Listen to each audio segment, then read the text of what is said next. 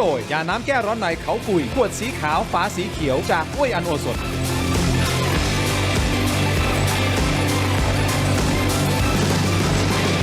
สวัสดีครับต้อนรับทุกท่านเข้าสู่รายการถกไม่เถียงครับคุณผู้ชมครับประเด็นที่ผมถกวันนี้ยังติดตามสถานการณ์ไทยกัมพูชาอยู่นะครับก็เป็นที่ทราบกันดีแล้วนะฮะว่าทางเกาหลีใต้เขาเอาจริงนะฮะเนื่องจากว่าประชาชนของเขานะครับถูกลักพาตัวถูกหลอกไปอยู่ที่ประเทศกัมพูชาเนี่ยเขาบอกปีนี้ประมาณ300กว่าคนนะครับแล้วมี80คนยังสูญหายไม่รู้ที่มาที่ไปตอนนี้อยู่ที่ไหนในกัมพูชานะครับแต่ปรากฏว่าโฆษกกระทรวงมหาดไทย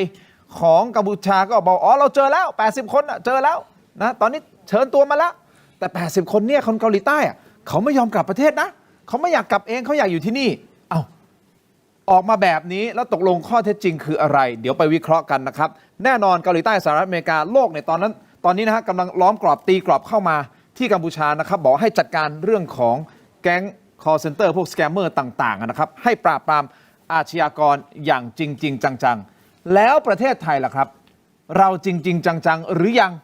กับการที่จะปราบปรามเหล่าสแกมเมอร์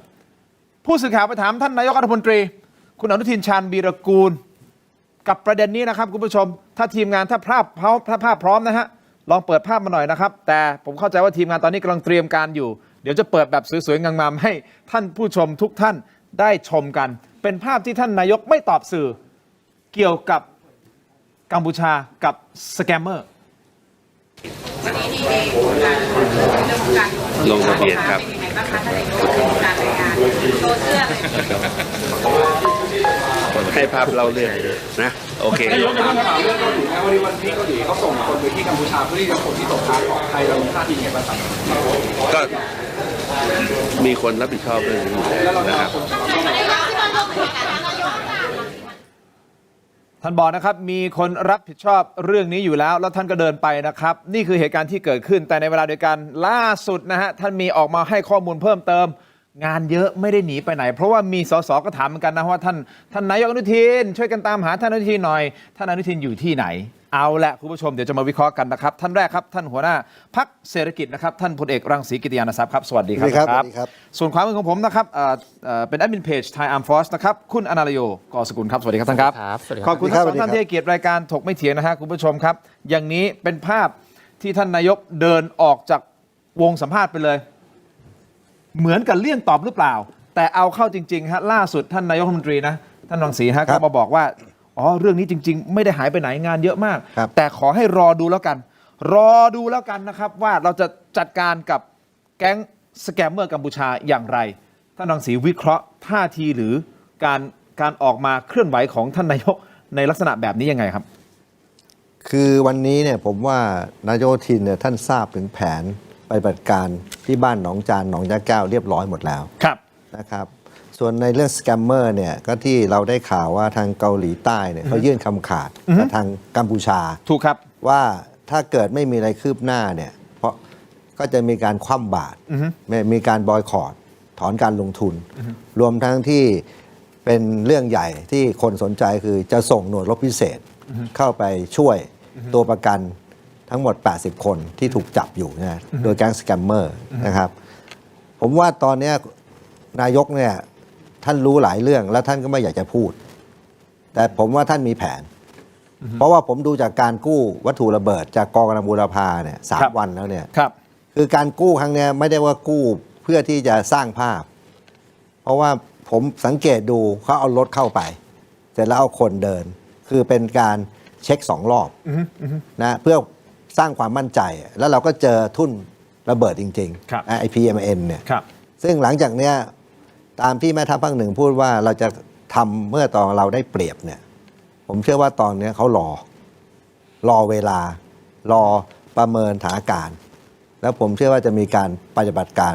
แน่ๆเพราะว่าคงไม่กู้กับระเบิดเล่นๆครับเพราะฉะนั้นท่านรังสีมองว่าอันนี้คือท่านนายกรู้แต่ยังไม่อยากจะพูดเยอะประมาณนี้หรือเปล่าฮะคือบางครั้งเนี่ยถ้าแผนมันไปตามขั้นตอนแล้วไม่จำเป็นต้องพูดอะไรอีกแล้วทุกอย่างมันจะเป็นไปตามแผนจะมีการพูดอีกครั้งหนึ่งผมเชื่อว่าตอนที่เริ่มปฏิบัติการอันนี้เป็นธรรมเนียมปฏิบัติอยู่แล้วคุณอนันต์โยมองไงครับคือผมก็ว่าจริงๆคุณอนุทิน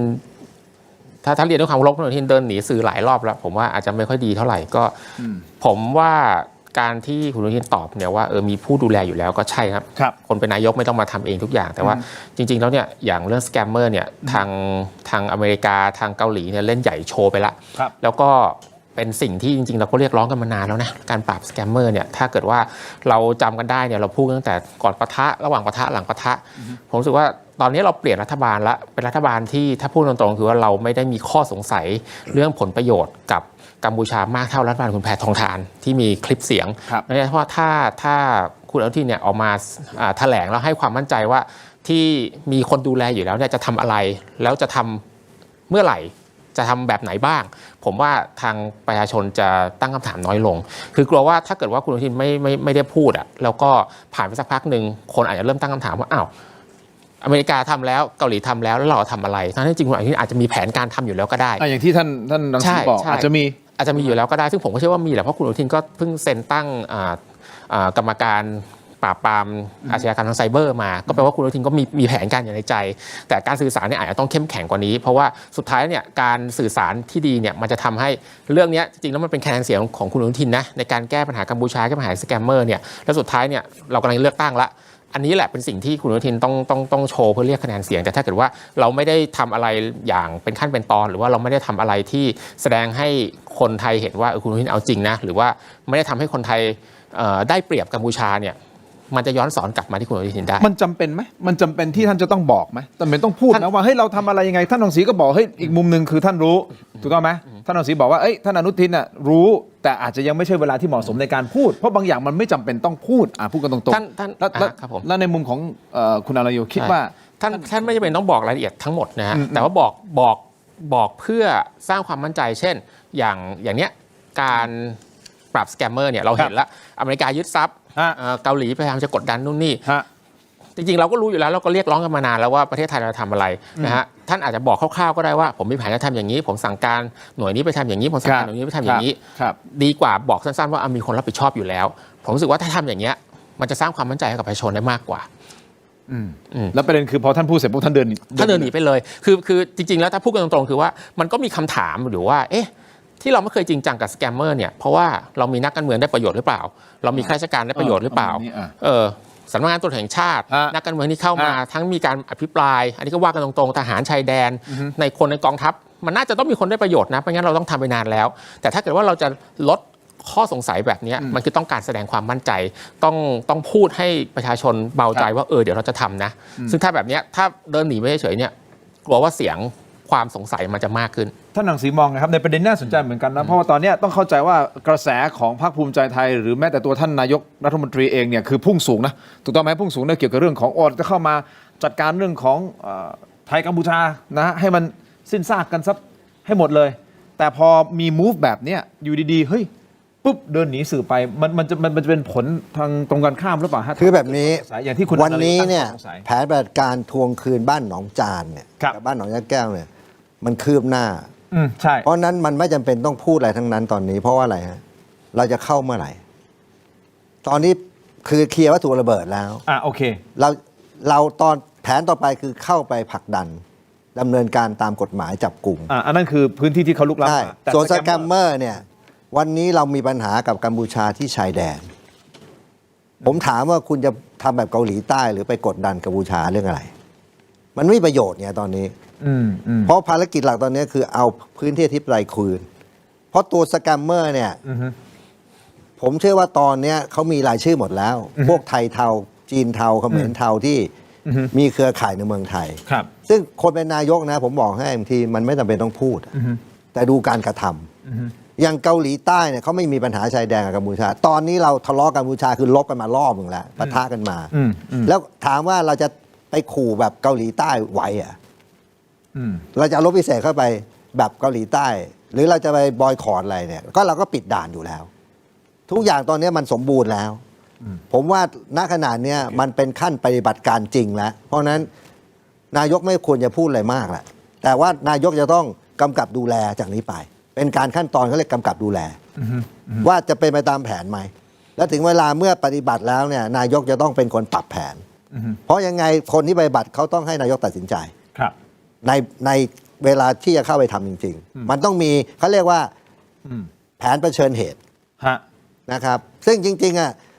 เวลาไปฏิบัติการจริง ๆ นะคุณทีม ครับ นาทีต่อนาที อืม มัน นะ ต้องถูก ปุ๊บ ใช่เพราะมันมีหลายอย่างอ่ะสมมติคุณเข้าไปแล้วคุณเซนมันเอาทหาร ครับ ยิงคนที่เราเข้าบังคับใช้กฎหมายเนี่ยอันเนี้ยเราต้องปรับแผนทันที อือฮึ นะครับมันความสำคัญอยู่ตรงนั้น ผมมองว่าตอนเนี้ยที่นายกไม่พูดเนี่ยเพราะแผนทุกอย่างมันเดินไปตามที่วางแผนแล้ว อือฮึ นะครับผมดูจากการปฏิบัติการกู้ระเบิดเนี่ยคือมันปฏิบัติเพราะฉะนั้นแผนมันเริ่มแล้วไม่จำเป็นต้องพูดอะไร จากนี้ไปรอดูการกระทำ ครับอันนี้คือเคารพมุมมองของทั้งสองท่านนะครับคุณผู้ชมครับเดี๋ยวขอข้อมูลเพิ่มเติมฮะก็คือหลังจากสื่อเกาหลีใต้ได้มีการตีแผ่ข่าวใหญ่เลยนะครับว่ากัมพูชากำลังเป็นแหล่งซ่องสุมของอาชญากร เป็นแหล่งเลยนะฮะของโลกอาชญากรอยู่ที่นี่ที่มุ่งเป้าทำร้ายชาวเกาหลีใต้ในกัมพูชา โดยเฉพาะเหตุการณ์ล่าสุดที่เกิดขึ้นกับนักศึกษาเกาหลีใต้วัย 22 ปีที่ถูกทรมานนะเสียชีวิตเมื่อเดือนสิงหาคมที่ผ่านมา ซึ่งทางด้านของรัฐบาลเกาหลีใต้ได้ส่งคณะทำงานร่วมพิเศษเขาเรียกว่า Korean Desk นะฮะยังไม่ใช่ทหารนะ ไปที่กรุงพนมเปญวันนี้นะฮะวันนี้เพื่อที่จะไปเจรจากับทางกัมพูชาในระดับสูงเลยนะครับนำโดยคิมจินอาคุณคิมจินอาคือรัฐมนตรีช่วยว่าการกระทรวงต่างประเทศคนที่ 2 โดยมีเจ้าหน้าที่จากสำนักงานตำรวจแห่งชาติ กระทรวงยุติธรรมและสำนักงานข่าวกรองแห่งชาติของเกาหลีใต้ร่วมด้วย โดยภารกิจนี้ไม่ใช่เพียงติดตามคดีอาชญากรรมเท่านั้นนะครับคุณผู้ชมแต่ยังรวมถึงการประสานงานเพื่อนำตัวผู้ต้องขังชาวเกาหลีที่ถูกจับอยู่ในกัมพูชากลับบ้านอีกด้วย คราวนี้มาถึง 80 คนที่ทางเกาหลีใต้บอกว่าเฮ้ยยังไม่รู้ความเป็นอยู่ของเกาหลีชาวเกาหลีใต้ 80 คนที่ถูกไม่ว่าจะเป็นล่อลวงหรือหลอกลวงไปอยู่ที่กัมพูชานะครับบอกว่าเนี่ยอาจจะมี 80 คนไปไหนยังไง ล่าสุดเองนะฮะคุณผู้ชมครับทางด้านของโฆษกกระทรวงกลาโหมกัมพูชาออกมาให้สัมภาษณ์ตอบโต้เกาหลีใต้บอกว่าชาวเกาหลีใต้ 80 คนเจอแล้วนะครับและปฏิเสธครับที่จะเดินทางกลับเกาหลีใต้ มีภาพของ Khmer Times ใช่ไหมฮะเดี๋ยวจะได้เห็นกันนะครับคุณผู้ชมพอมาอย่างนี้เสร็จปุ๊บเนี่ยโฆษกกระทรวงกลาโหมกัมพูชาทัศโซคักเขาพูดแบบนี้คิดว่าบทสัมภาษณ์นี้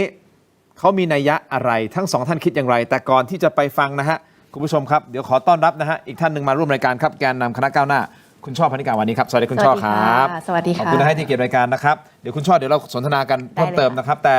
ประเด็นนี้น่าสนใจครับทางด้านของเกาหลีใต้บอกว่า 80 คนน่ะอยู่ไหน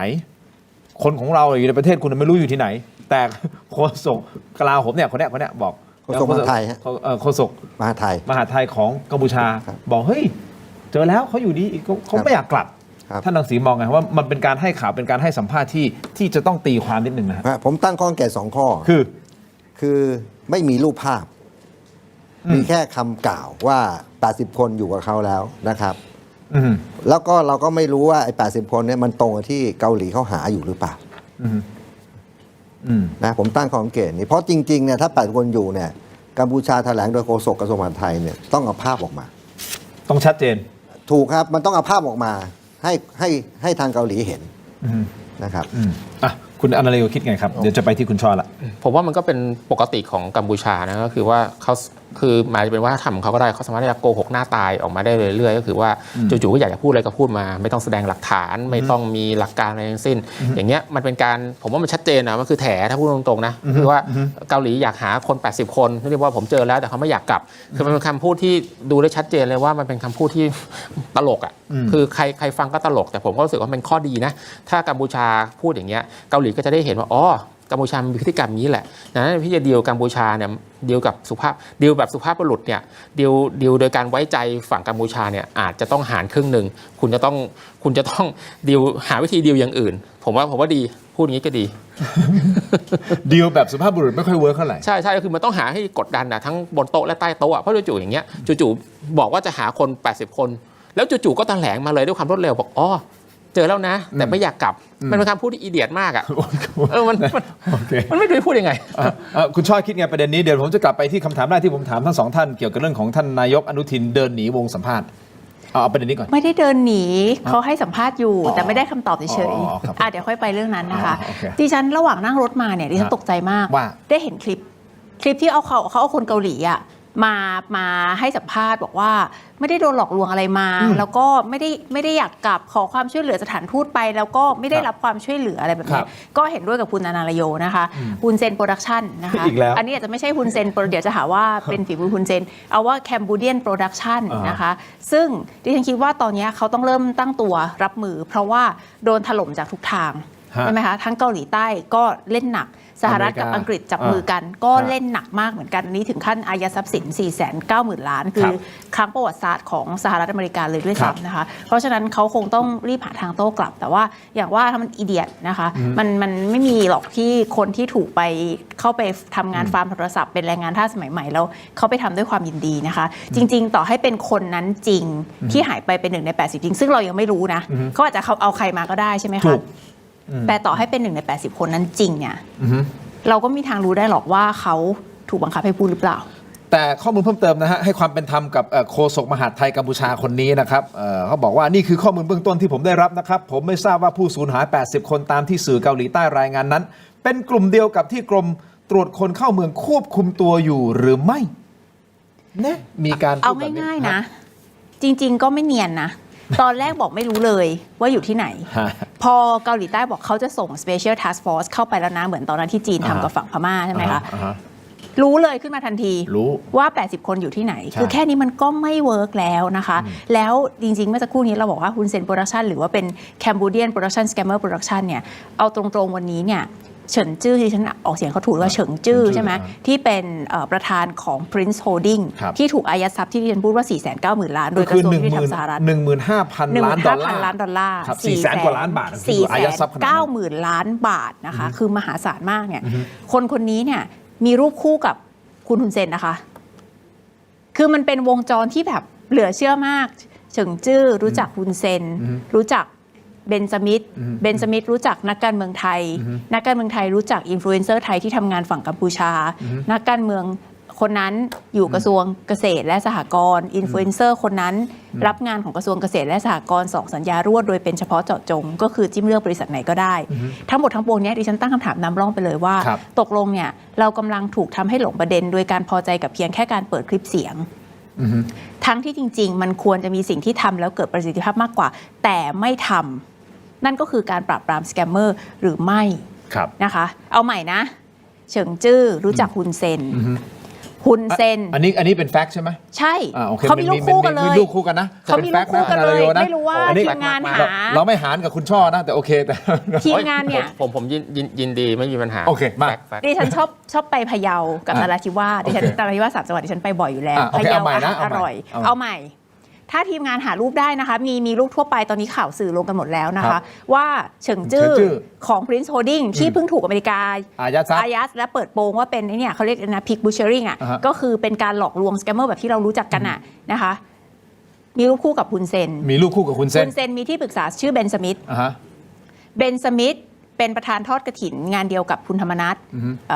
เรือยอชอะไรต่างๆคุณธรรมนัสเองก็ยอมรับว่ารู้จักกับคุณเบนสมิธนะคะในขณะเดียวกันคุณธรรมนัสก็รู้จักกับคุณกันจอมพลังคุณธรรมนัสกับคุณการจอมพลังเนี่ยนับถือกันเป็นพี่น้องอันนี้ดิฉันอ้างอิงจากคุณกันซึ่งเมื่อกลางวันนี้ก็ให้สัมภาษณ์ในรายการโหนกระแสว่าสนิทสนมเป็นพี่น้องกันนะคะทำงานร่วมกับมูลนิธิ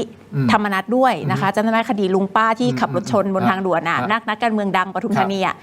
ก่อนนั้นก็เขาก็ทำงานร่วมกันใช่ไหมคะคุณกันจอมพลังไปอยู่ชายแดนไทยกัมพูชาแอคทีฟช่วยเหลือประชาชนมากเลยนะคะมีเรื่องการเปิดคลิปเสียงอะไรต่างๆคลิปเสียงผีอะไรต่างๆนานาในขณะเดียวกันวันนี้คุณไอซ์แท็กหาคุณกันจอมพลังให้ช่วยตามหาคนหายที่ชื่ออนุทินกับธรรมนัสหน่อยว่าเมื่อไหร่จะปราบสแกมเมอร์นะคะทั้งหมดทั้งปวงนี้ดิฉันพูดให้ฟังเฉยๆและสุดท้ายก็คือบริษัทของคุณธรรมนัสบริษัทของคุณกันจอมพลังเนี่ยก็เพิ่งได้รับงานจากกระทรวงเกษตรซึ่งรัฐมนตรีชื่อธรรมนัส2 งานรวด2 สัญญา 970,000 ล้านอันนี้อ้างอิงจากสำนักข่าวอิสรานะคะพูดให้ครบเผื่อว่าจะได้เป็นจำเลยที่1 2 3 4 5ก็970,000 บาท970,000 บาท2 สัญญาเพราะว่าเวลาจัดจ้างเฉพาะเจาะจงเนี่ยถ้ารังสีทราบดีหน่วยงานรัฐเนี่ยต้องไม่เกิน 500,000 เขาจะจิ้มได้เลยว่าเอาบริษัทไหนคุณผู้ชมครับผมขอเนี่ยพักสักครู่สั้นๆนิดเดียว เดี๋ยวช่วงหน้าจะกลับมาฟังกันต่อนะฮะทั้งนางศรีเราจะวิเคราะห์กันต่อนะเรื่องของไทยกัมพูชาด้วยนะครับแล้วก็แน่นอนเกาหลีใต้บทบาทของเขาเข้ามาแล้วเขาพูดแบบชัดเจนนะถ้าไม่จัดการนั้นเราเข้าไปเองนะนี่คือความแข็งกร้าวของเกาหลีใต้เขาไม่มานั่งเล่นนะฮะแล้วไทยทำแบบนั้นได้ไหมทำแบบนั้นได้บ้างได้หรือเปล่าพักสักครู่ครับช่วงหน้ากลับมาตามครับ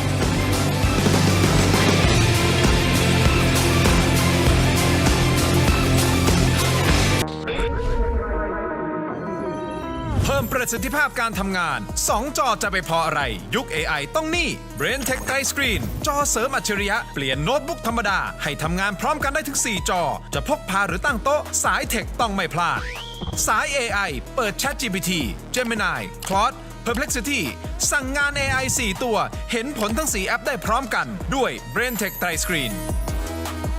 สายลงทุนจะดูหุ้นกี่ตัวคริปโตกี่กราฟพลอตฟิโบนันซีในเทรดดิ้งวิวดูราคาวอลลุ่มเรียลไทม์เห็นได้ทันท่วงที 4 จอในสายตาเดียวที่ BrainTech Dry Screen สายเกมเปิดสตรีมแชทกับเพื่อนหรือจะขยายให้เห็นมุมมองด้านข้างดูคลิปวิธีการผ่านด่านได้อย่างไม่มีสะดุดด้วย BrainTech Dry Screen สายไลฟ์จะดูคอมเมนต์ยอดสั่งซื้อทั้ง Facebook Live TikTok Live Shopee Live หลายไลฟ์เห็นในจอเดียวที่ BrainTech Dry Screenรองรับ Multitasking ลงไดเวอร์และเพิ่มได้สูงสุดถึง 5 จอ ด้วยความละเอียด Full HD 1920คูณ1200 อัตราส่วน 16:10 สีสันคมชัด ปรับความสว่างหน้าจอได้อิสระ ดีไซน์เรียบหรู พับแล้วใส่กระเป๋าพกพาสะดวก พิเศษจอที่ 3 พับแล้วนำเสนองานให้คนนั่งตรงข้ามได้ทันที ดีขนาดนี้อย่ารอช้า มี 2 รุ่นให้เลือก14 นิ้ว 19,900 บาท และ 16 นิ้ว 21,900 บาท สั่งจองวันนี้รับสินค้าเดือนกันยายน ลดราคาพิเศษให้ทันที 2,000 บาท เหลือเพียง 17,900 บาทสำหรับรุ่น 14 นิ้ว และ 19,900 บาทสำหรับรุ่น 16 นิ้ว สามารถสั่งจองได้ที่ Tero Digital หรือ Advice ทุกสาขาทั่วประเทศ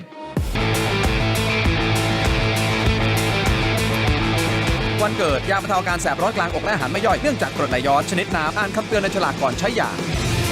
กลับมาต่อนะครับรายการถกไม่เถียงครับยังอยู่กับท่านรังสีนะครับคุณอลโยแล้วก็คุณชอบพนิการนะครับคุณผู้ชมครับพูดคุยกันต่อนะฮะอย่างนี้ฮะเกาหลีใต้เขาเอาจริงจังกับการสอบสวนมากๆเลยนะครับที่เป็นคดีอาชญากรรมที่เกิดขึ้นในกัมพูชานะครับโดยภารกิจหลักของคณะทำการที่ผมบอกนะคณะทำงานลงพื้นที่เนี่ยก็เพื่อที่จะเข้าพบและไปหารือกับเจ้าหน้าที่ระดับสูงของกัมพูชานะฮะเพื่อที่จะเรียกร้องขอความร่วมมือในการสอบสวนคดีและหารือในการสอบสวนร่วมกันนะครับโดยเฉพาะอย่างยิ่งกรณีของนักศึกษาที่เสียชีวิตอายุ 22 ปีนะครับแล้วก็รวมถึงเคสอื่นๆด้วยนะครับคือเขาเอาจริงอ่ะประเด็นคือว่าเขาไม่พูดว่ามันทำเพลงแล้วนะพอเกิดปุ๊บเขาซัดแล้วเขาเข้าไปเลยแล้วเขาไม่สนใจด้วยไทยทำอย่างนี้บ้างได้ไหมครับคือทั้งหมดเนี่ยมันขึ้นอยู่กับผู้นำถ้าผู้นำเรากล้าตัดสินใจแบบผู้นำเกาหลีมันก็คงไม่มีปัญหานะเพราะทุกอย่างเนี่ยถ้านึกถึงผลประโยชน์ประเทศชาติประชาชนเป็นหลักเนี่ยมันทำได้หมดนะฮะเพราะว่าเกาหลีเองมีกองทัพเราก็มีกองทัพเกาหลีเองมีรบพิเศษเราก็มีรบพิเศษนะแล้วการเข้าเนี่ยมันเป็นหลักอยู่แล้วที่มันทำการเข้าได้เพราะว่าอะไรฮะกัมพูชาเป็นประเทศที่ไม่มีสัญญาภาพทางทหารเท่าไหร่นะการเข้าส่งรบพิเศษเข้าไปชิงตัวประกันเนี่ยมันสามารถทำได้แล้วก็ทำกันทั้งโลกนะเราเห็นในภารกิจหลายๆภารกิจนะครับของต่างประเทศเนี่ยเขาเข้าไปชิงตัวประกันเข้าไปช่วยเหลือประชาชนเขาเราเองก็เคยเข้าไปช่วยเหลือคนไทยตอนที่กัมพูชามันเผาสถานทูตเราอันนั้นเราก็เข้าไปโดยใช้หน่วยเขาเรียก RDF เข้าไปนะครับก็เข้าไปปฏิบัติการแบบเต็มรูปแบบแล้วเราก็เอาคนเรากลับมาได้หมดโดยที่เราแจ้งกัมพูชาล่วงหน้าด้วยแล้วกัมพูชาก็ต้องยอมครับแต่เรื่องของสแกมเมอร์นี่แหละครับสแกมเมอร์เนี่ยผมว่าแบบนี้ณวันนี้เนี่ยเราต้องจัดการพวกไทยเทาจีนเทาเขมรเทาในบ้านเราก่อนเพราะผมมองแบบนี้การที่กัมพูชาเนี่ยที่มันสร้างบ่อนลุกล้ำเข้ามาได้หรืออะไรได้เนี่ยหรือเราตัดถนนเข้าไปหาบ่อนเนี่ยถ้าเกิดเราไม่มีพวกไทยเทานะหรือจีนเทาหรือเขมรเทาช่วยนะผมว่าทำยากโดยเพราะเนี่ยคุณดูว่าเขาพยายามดิ้นที่จะให้เปิดด่านตลอดเวลานะครับมันผิดสังเกตไงนะฮะเพราะฉะนั้นณเวลาเนี้ยมันก็เป็นโอกาสของเราเพราะว่าทางเกาหลีใต้สหรัฐสหรัฐอาณาจักรก็กดดัน กัมพูชาภายในประเทศอยู่แล้ว เพราะฉะนั้นวันนี้เนี่ยไอ้เรื่องบ้านหนองจานบ้านหนองยาแก้วเราต้องรีบเอากลับ เราใช้โมเมนตัมนี้ที่ทั่วโลกกำลังบี ถู บ ก มา ครับ ได้ เพราะวันนี้ฮุนเซนเนี่ยผมเชื่อว่าเขาสับสนแล้วเพราะเขาโดนลุมขย่ำอ่ะ รอบด้าน ถูกต้องมันเป็นโอกาสของเราเลยตอนเนี้ย ต้องชิงจังหวะตอนนี้ ใช่ครับ แล้วคืออยู่ที่ผู้นำ ผู้นำอย่างเดียวก็ที่อธิบายไม่หมดก็จากผู้นำเกาหลีใต้ถูกไหมฮะ อืม ตัวประธานาธิบดีเขาตัดสินใจแล้วเขาออกมาเนี่ยก็คือเขาบอกว่าถ้าคุยไม่รู้เรื่องเนี่ยเขาจะใช้การทหารเนี่ยเป็นอันสุดท้าย ใช่ถ้าคุยไม่รู้เรื่อง ใช่ครับเพราะตอนนี้เขาประกาศแล้วว่าเขาจะบอยคอรทางเศรษฐกิจถอนการลงทุนใช่ไหมฮะแค่นี้กัมพูชาก็ตายแล้วเพราะอะไรถ้าเกิดเกาหลีใต้ซึ่งเป็นประเทศอันดับ 3 ของกัมพูชารองจากจีนญี่ปุ่นถอนตัวเนี่ยคุณว่าอะไรเกิดขึ้นคนตกงาน เพราะวันนี้มันก็มีม็อบแรงงานอยู่แล้วถูกไหมฮะเศรษฐกิจกัมพูชานี่ก็พังค่อยๆพังไปเรื่อยๆเงินก็เฟ้อขึ้นอย่างสูงนะไอ้เงินที่ได้จากสแกมเมอร์ตอนนี้เราปิดด่านตัดเน็ตตัดไฟฟ้าเขาก็เห็นอาการของเขาหลายรูปแบบ เพราะฉะนั้นกัมพูชาเนี่ยโดนทั้งศึกนอกศึกในตอนนี้ หน้าต่างแห่งโอกาส window of opportunity ตอนนี้อยู่ตรงนี้ละช่วงนี้ละ ครับถูกต้องครับนี่เป็นโอกาสทองของเราเลย โอ้ต้องใช้คำโอกาสทองเลยนะฮะ ถูก คุณอนาลิวเห็นด้วยหรือไม่ยังไงครับ ใช่ครับ เราจะร้ายไปกับ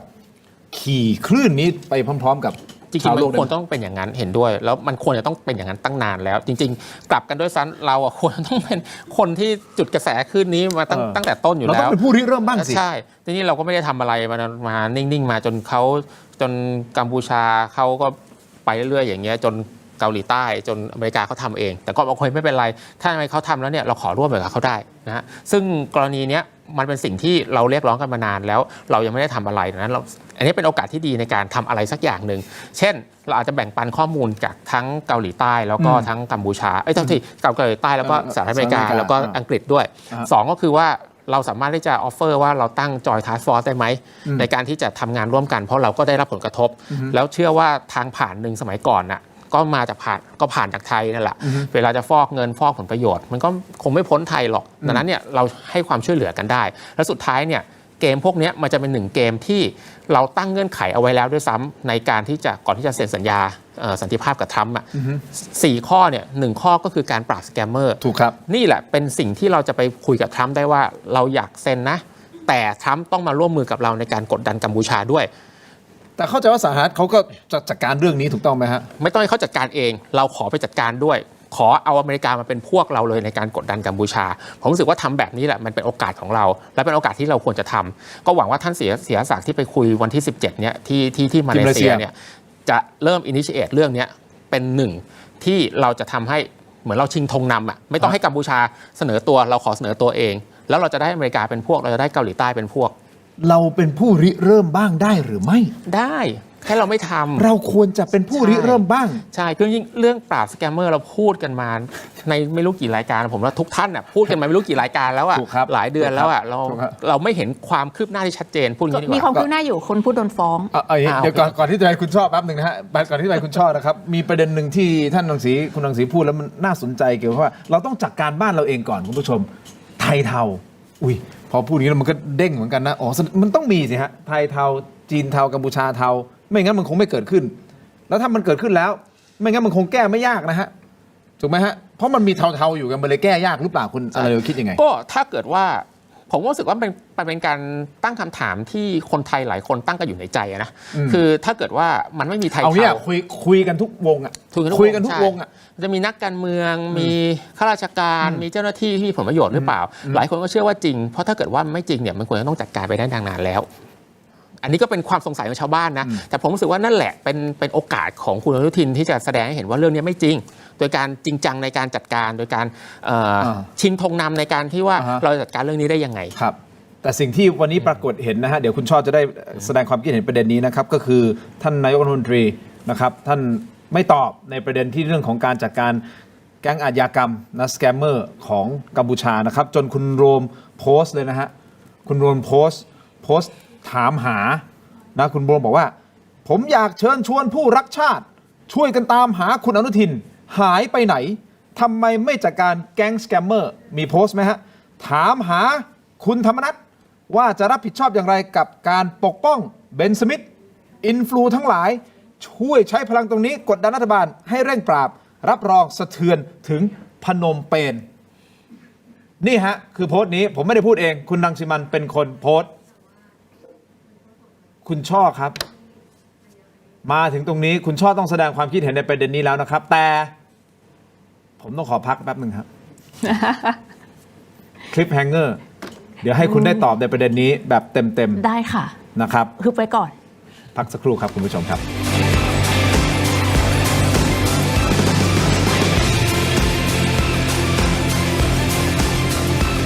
หม้ออัดแรงดันไฟฟ้าแบบตั้งโปรแกรมได้ Seeger Electric นะครับยกระดับมื้ออาหารธรรมดาให้เป็นมื้อพิเศษด้วย 10 โปรแกรมอัจฉริยะครบจบในหม้อเดียว วันนี้เราจะมาทำเนื้อตุ๋นเอ็นแก้วนะครับซึ่งปกติแล้วนะครับจะใช้เวลานานหลายชั่วโมงเลยทีเดียวนะครับแต่วันนี้เรามีตัวช่วยนะครับหม้ออัดแรงดันไฟฟ้าแบบตั้งโปรแกรมได้นะครับซึ่งจะทำให้เนื้อของคุณเปื่อยเร็วขึ้น3 เท่าครับ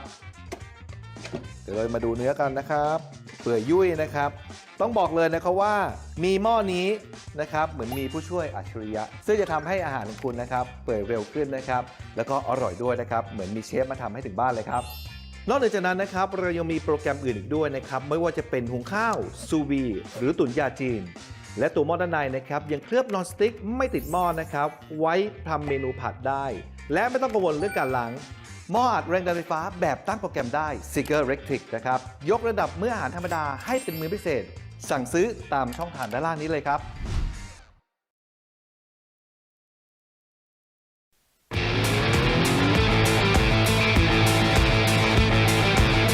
สนับสนุนโดย Lift Up Your Life สร้างสรรค์ความสุขให้ชีวิต Seagull Electric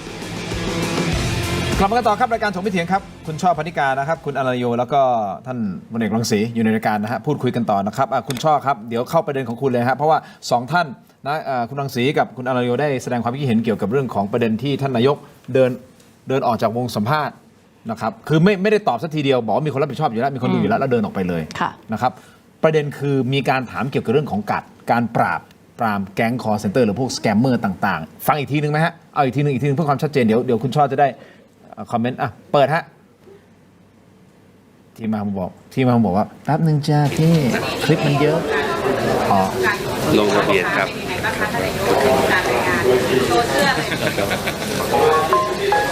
ให้ภาพเล่าเรื่องนะโอเควันที่เกาหลีเขาส่งคนไปที่กัมพูชาเพื่อที่จะคนที่ตกค้างของไทยเรามีท่าทีไงบ้างครับก็มีคนรับผิดชอบเรื่องนี้นะครับเชิญเลยครับคุณช่อมีคนรับผิดชอบเรื่องนี้อยู่แล้วคนนี้ได้แก่อนุทินชาญวีรกูลนายกรัฐมนตรีซึ่งจะต้องนั่งเป็นประธานคณะกรรมการปราบปราม call center ซึ่งคุณอนุทินเองเพิ่งตั้งขึ้นมาคำว่ามีคนรับผิดชอบอยู่แล้วก็คือคุณอนุทินคุณอนุทินไล่ให้ไปถามคุณอนุทินเหรอคะหรือว่ายังไงแล้วบอกว่ามีคนจัดการอยู่แล้วแต่ว่าวันพรุ่งนี้คุณให้โฆษกคุณโต้งสิริพงศ์ออกมาบอกว่าคุณจะโทรหาประธานาธิบดีอีแจมยองของเกาหลีใต้คุยเรื่อง call center ก็ตกลงก็เป็นคุณไม่ใช่เหรอที่ต้องรับผิดชอบแต่คุณเลี่ยงตอบดิฉันทวนให้นะคะการอภิปรายของคุณโรมเนี่ยไม่ได้พูดถึงเฉพาะกรณีที่คุณธรรมนัสเป็นคนที่รู้จักค่อนข้างไปทางสนิทสนมถึงขั้นเป็นประธานทอดกฐินด้วยกันกับเบนสมิธซึ่งมีความชัดเจนว่าพัวพันกับแก๊งสแกมเมอร์ call center มีคดีที่กำลังถูกสอบสวนอยู่ที่กระทรวงอะไรนะคะความมั่นคงมาตุภูมิใช่ไหมHomeland Security กระทรวงความมั่นคงมาตุภูมินะคะของสหรัฐอเมริกาแล้วก็กระทรวงยุติธรรมของสหรัฐอเมริกาแล้วก็ฟินเซนของสหรัฐอเมริกานะคะแต่นอกจากคุณธรรมนัสยังมีคุณวรพักษ์รัฐมนตรีช่วยว่าการกระทรวงการคลัง2 คนนี้เนี่ยดิฉันไม่ได้กล่าวหาว่าท่านมีส่วนเกี่ยวพันกับสแกมเมอร์นะแต่ท่านเนี่ยมีส่วนมีหลักฐานเป็นที่ประจักษ์ข้อแรกคือคุณธรรมนัสเนี่ยรู้จักคุ้นเคยกับเบนสมิธซึ่งไปเกี่ยวพันกับสแกมเมอร์ call center อันนี้เนี่ยมีพยานหลักฐานแน่นอนคุณวรพักษ์เนี่ยคือเป็นผู้ที่นั่งอยู่ในบอร์ดของบริษัทที่มีส่วนเกี่ยวพันกับเครือข่ายของเบนสมิธแล้วก็ยิมเดียกนะคะก็ซึ่งก็เป็นเครือข่ายของฮุนเซนที่เปียบพัวพันฟอกเงินแก๊งเดียวกับฮุยวันที่พัวพันอะไรกันไปกันมานี่แหละเพราะฉะนั้นคุณอนุทินเนี่ยจำเป็นต้องพิสูจน์ตัวเองว่าจะไม่ตกเป็นรัฐบาลแพทองธาร2ยังไงคือมีผลประโยชน์ทับซ้อนมีข้อคอรหาที่ทำให้ประชาชนไม่ไว้วางใจอย่างถึงที่สุด สุดท้ายนำไปสู่ความล่มสลายของรัฐบาลนะแม้ว่าจะปิดจบด้วยศาลรัฐธรรมนูญแต่ก็ต้องยอมรับว่าก่อนที่จะมีคำวินิจฉัยของศาลรัฐธรรมนูญเนี่ยประชาชนไม่ได้เชื่อใจรัฐบาลคุณแพทองทานอีกต่อไปแล้วโดยเฉพาะในเรื่องไทยกัมพูชาเพราะรู้สึกว่ามันมีนอกมีในกันพูดภาษาชาวบ้านถูกไหมมันมีนอกมีในกัน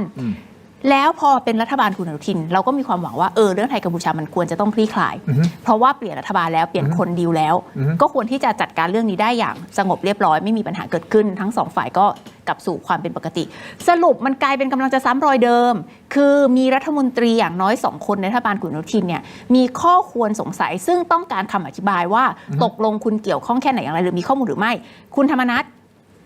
ได้รับเชิญไปกรรมาธิการดิฉันกรรมาธิการคุณโรมความมั่นคงไม่ไปถามว่าถ้าสุจริตใจทำไมไม่ไปให้ข้อมูลคุณรู้จักคุ้นเคยกับคุณเบนอันนี้เป็นเรื่องที่มีประจักษ์พยานหลักฐานชัดเจนคุณมีข้อมูลอะไรก็ให้มาสิเราจะได้นำไปขยายผลในการสอบสวนต่อถูกไหมคะและยังเป็นกรณีคุณวรพักษ์อีกซึ่งไม่มีใครพูดถึงนะแต่พอมันเกิดกรณีแบบนี้คุณอนุทินปล่อยเกียร์ว่างแบบนี้ไม่ทำอะไรเลยแบบนี้ตั้งคณะกรรมการคณะกรรมการนี้ประชุมเมื่อไหร่ตกลงจะมีแอคชั่นเมื่อออกมาเมื่อไหร่ยังไม่รู้เนี่ยพอมันเป็นข้อที่ทำให้คนตั้งข้อสงสัยได้ว่ามันเข้าสู่ลูปเดิมอีกแล้วเหรอตกลงก็จะมีนอกมีในกันอีกแล้วตกลงว่าคุณเซนคุณทักษิณคุณธรรมนัสมีที่ปรึกษาคนเดียวกันคือเบนสมิธแล้วเบนสมิธก็ยังรู้จักกับวรพักษ์ยังรู้จักกับธรรมนัสแล้วตกลงถ้าบริสุทธิ์ใจคุณก็มาให้ข้อมูลสิว่าอะไรจะนำไปสู่การปราบปรามแก๊ง call center แก๊งนี้ได้นี่คือตั้งเป็นคำถามใช่ซึ่งสหรัฐอเมริกาเนี่ยเขาก็เดินหน้าอยู่แล้วเต็มที่เขากำลังสอบสวนอยู่แล้วเต็มที่แล้วทำไมประเทศไทยจึงไม่ใช้ไม้นี้ในการไปเจรจาเนี่ย26นี้เนี่ยทรัมป์จะเจอกับคุณอนุทินนะที่กัวลาลัมเปอร์นะอยากเห็นมากเลยค่ะคุณอนุทินสามารถเคลียร์ตัวเองสร้างชื่อเสียงให้กับรัฐบาลกอบกู้ชื่อเสียงประเทศชาติได้โดยการเอาเรื่องการประสานข้อมูลทำ Joint Task Force แบบที่คุณอนาลโยว่าสหรัฐอเมริกาอังกฤษเกาหลีไทยเพื่อปราบปรามแก๊งสแกมเมอร์ซึ่งเป็นการทุบหม้อข้าวฮุนเซนของจริงประเด็นนี้น่าสนใจท่านรังสีมองไงฮะในประเด็นที่คุณชอบพูดว่าโอกาสที่กำลังจะเกิดขึ้นในมาเลเซียรัฐบาลเราสามารถที่จะทำผลงานหรือสามารถที่จะตีกัมพูชาในเรื่องของแก๊งสแกมเมอร์ได้คือทั้งหมดอยู่ที่นายกครับถ้านายกตัดสินใจนะครับสั่งการให้ทางฝ่ายความมั่นคงดำเนินการก็เป็นไปตามนั้นแต่ถ้าสมมุติเกิดโอเคถ้าในมุมของคุณรังสีว่าท่านนายกคนเดียวเลยถ้าท่านสั่งท่านเอาจริงมันสามารถทำได้อยู่แล้วแต่ถ้าสมมติเกิดด้วยเหตุอะไรก็แล้วแต่ทำไมดูเหมือนจะทำไม่ทำจะทำไม่ทำยึกยักอยู่นั่นน่ะมันทำให้สังคมมันอดสงสัยไม่ได้นั่นคุณอนุทินเขาต้องให้เหตุผลว่าทำไมถึงไม่กล้าทำมีแค่นั้นนะครับง่ายๆก็คือคุณอนุทินน่ะทำได้อยู่แล้วแต่ถ้าคุณอนุทินไม่ทำเนี่ยก็ต้องมีเหตุผลชี้แจงกับสังคมว่าทำไมถึงไม่ร่วมมือกับประเทศที่เหลือเนี่ยที่เขาจะตั้งไอ้ทีมปราบสแกมเมอร์แล้วท่านรังสีคิดว่าคุณอนุทินจะอธิบายจะทำไหมคิดว่าจะทำไหมครับคือถ้าคุณอนุทินไม่มีนอกมีในกับสแกมเมอร์เนี่ยหรือไม่มีผู้มีอิทธิพลที่มันคุมสแกมเมอร์เนี่ยสามารถบีบคุณอนุทินได้เนี่ยผมเชื่อว่าคุณอนุทินทำเพราะมันมีเหตุผลที่จะไม่ทำเพราะว่าสแกมเมอร์พวกนี้มันทำความเดือดร้อนให้กับประเทศเราถูกหลอกคนเราเป็นแสนล้านถูกครับแล้วก็เอาคนของเราไปค้ามนุษย์ถูกไหมครับคนของเราก็โดนหลอกไปเป็น call center เพราะนั้นไม่มีเหตุผลที่คุณอนุทินจะไม่ทำเพราะอันนี้มันเป็นผลประโยชน์ของประเทศชาติแล้วก็เป็นผลประโยชน์ของประชาชนคุณผู้ชมครับคำถามเดียวกันจะถามคุณอนาลโยถามคุณชอบเหมือนกันนะครับว่าถ้าสมมุติเกิดไม่รู้นะทำเหมือนทำไม่ทำสุดท้ายเนี่ยถ้าสมมุติเกิดทำช้าสังคมตั้งข้อสงสัยอยู่แล้วว่าตกลงยังไงกันแน่ท่านสองท่านคิดว่าจะทำหรือไม่ทำในการปราบปรามแก๊ง call center อย่างจริงจังๆด้วยนะครับเดี๋ยวขอเนี่ยคุณผู้ชมไปที่ออนไลน์ของเรานะ Terror Digital ใน YouTube Facebook นะฮะถกไม่เถียง Facebook CS7 HD News เดี๋ยวไปพูดคุยกันต่อในออนไลน์สำหรับทีวีนะครับขอบคุณท่านก่อนครับขอบคุณครับเจอกันในออนไลน์ครับถกไม่เถียงครับสวัสดีครับ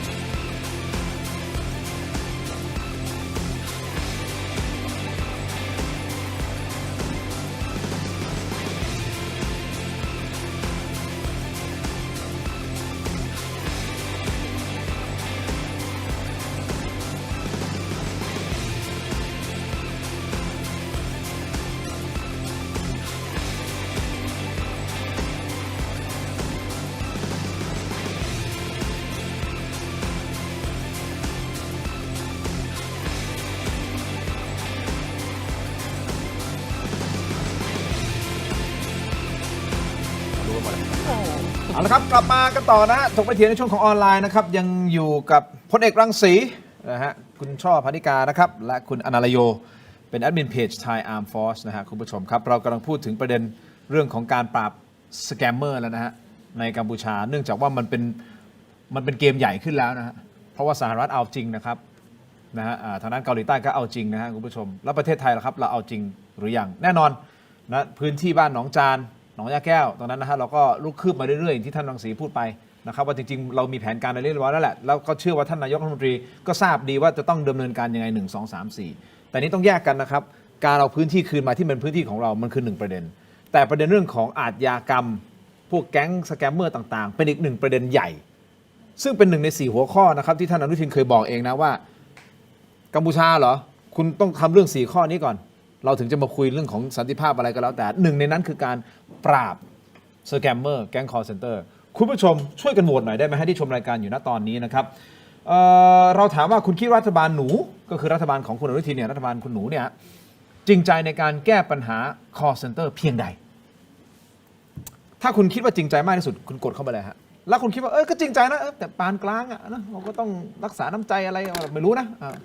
ปานกลางจริงใจน้อยว่ะ จริงใจนะแต่น้อยนะฮะหรือไม่จริงใจเลยโหวตกันเข้ามาเยอะๆนะครับเพื่อที่จะดูนะฮะว่าคุณผู้ชมที่ชมรายการอยู่ณตอนนี้นะฮะคิดเห็นอย่างไรกับประเด็นนี้แน่นอนฟังทั้ง3ท่าน3มุมมองบางมุมมองเหมือนกันบางมุมมองอาจจะแตกต่างกันนะครับคุณผู้ชมครับแต่ที่แน่ๆมันทำให้เรามีข้อมูลมากยิ่งขึ้นในการที่จะไตร่ตรองแล้วก็ไปวิเคราะห์อะไรหลายๆอย่างผมถามท่านรังสีไปแล้วก่อนหน้านี้บอกว่าท่านคิดว่าคุณอนุทินเนี่ยจะปราบแก๊งคอลเซ็นเตอร์หรือพวกสแกมเมอร์อย่างจริงๆจังๆหรือเปล่าซึ่งท่านรังสีบอกว่ามันเป็นโอกาสนะแล้วถ้าท่านไม่ปราบท่านไม่สั่งเพราะนายกมีอำนาจสั่งถูกไหมฮะครับถ้าไม่สั่งลงมาไม่ปราบจริงๆจังๆเนี่ยมันก็น่าคิดเหมือนกันนะครับว่ามีอะไรซุกอยู่ใต้พรมหรือเปล่าไม่นี่มันเป็นภาคบังคับของนายกบังคับแล้วตอนนี้เอาก็เพราะว่า call center มันเดือดร้อนทั้งประเทศใช่แล้วตอนนี้ทั่วโลกด้วยนะถูกครับใช่ฮะแล้วมันเป็นภัยคุกคามของประเทศเราฮะทางด้านเศรษฐกิจโดยเพราะฉะนั้นมีทางเดียวเท่านั้นท่านต้องปราบคือทางเดียวเท่านั้นไม่มีทางอื่นเลยแต่ถ้าไม่ปราบนี่สินั่นนะฮะงงก็นายกก็ต้องตอบสังคมไม่ได้ว่าทำไมถึงไม่ปราบโอเคมีแค่นี้ครับง่ายๆแต่ผมเชื่อว่าท่านปราบนะแต่จะปราบในรูปแบบไหนเราไม่รู้แต่คุณอนุทินคิดว่าจะปราบไหมคือผมอยากโหวตข้อกอไก่ว่าเพราะว่าจริงใจมากที่สุดในการปราบเป็นการโหวตจริงใจมากเสียงสูงนะเมื่อกี้เพราะว่าเป็นการตั้งความหวังก็ไม่รู้ลงแรงหรือเปล่าแต่ว่าตั้งความหวังว่าอยากให้ท่านปราบเพราะว่า call center เนี่ยมันชัดเจนว่าไม่เกิดประโยชน์กับใครยกเว้นคนเลวถ้าเกิดว่าท่านปล่อยให้มันเกิดประโยชน์ต่อคนเลวก็แปลว่าท่านมีนอกมีในมีรู้หรือเปล่าก็นี้ก็ไม่รู้แต่ว่าการที่ท่านจะแสดงให้ประชาชนเห็นว่าท่านพร้อมจะเป็นนายกต่อในสมัยหน้านะอีก4 ปีเต็มผมว่าผลงานหนึ่งที่ท่านจะทำได้ก็คือการปราบสแกมเมอร์อย่างจริงจังและโชว์ผลงานบางอย่างให้ประชาชนได้เห็นตอนนี้เป็นโอกาสที่ดีมากอเมริกาเอาอังกฤษเอาเกาหลีใต้เอาไทยต้องเอาเพราะว่าเราก็เสียหายเยอะแล้วเราก็มีข้อสงสัยหลายอย่างที่ประชาชนสงสัยแล้วท่านใช้โอกาสนี้ในการเคลียร์ข้อสงสัยในการทำงานและโชว์ผลงานให้ประชาชนเห็นน่ะมันคือโอกาสที่ดีที่สุดแต่ทางกลับกันถ้าผ่านไปสัปดาห์นึงผ่านไปเดือนนึงไม่เกิดอะไรขึ้นท่านก็จะโดนซะเองก็คือโดนสังคมตั้งคำถามกลับว่าทำไมที่ผ่านมาก็ไม่มีการปราบตอนนี้ท่านเป็นนายกรัฐมนตรีท่านมีอำนาจครบถ้วนท่านก็ยังไม่ปราบหรือปราบไม่จริงจังท่านมีนอกมีในหรือเปล่าหรือพรรคร่วมรัฐบาลท่านมีนอกมีในหรือเปล่าอันนี้สังคมอาจจะตั้งคำถามได้แล้วมันก็จะผูกพันอยู่กับนโยบายแล้วก็ความหวังของท่านดีกว่าในการเลือกตั้งครั้งหน้าซึ่งจะยุบสภากันปลายเดือนมกรานี่แหละไม่นานนะครับกระแสนี้มันจะถูกแครี่ไปที่เดือนมกราข้างหน้าดังนั้นเนี่ยเป็นภาคบังคับอย่างจริงจังว่าท่านต้องปราบอย่างที่ท่านรังสีบอกยังไงมันมีทางเดียวละมีทางเดียวเท่านั้นมีทางเดียวก่อนที่จะไปที่คุณช่อนะครับคุณตู่จตุพรพรหมพันธ์นะฮะ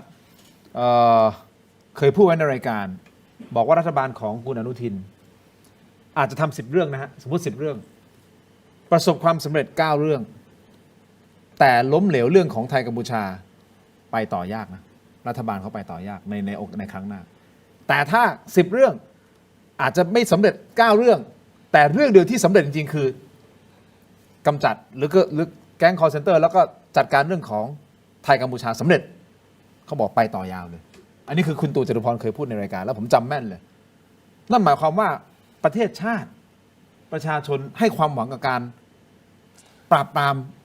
แล้วก็จัดการปัญหากัมพูชาอย่างจริง ๆ จังๆมากนะชาตินิยมมันสูงมากนะเพราะมันคือประเทศไทยอธิปไตยของไทยคุณชอบคิดยังไงครับในประเด็น คือมันสองทางบวกกัน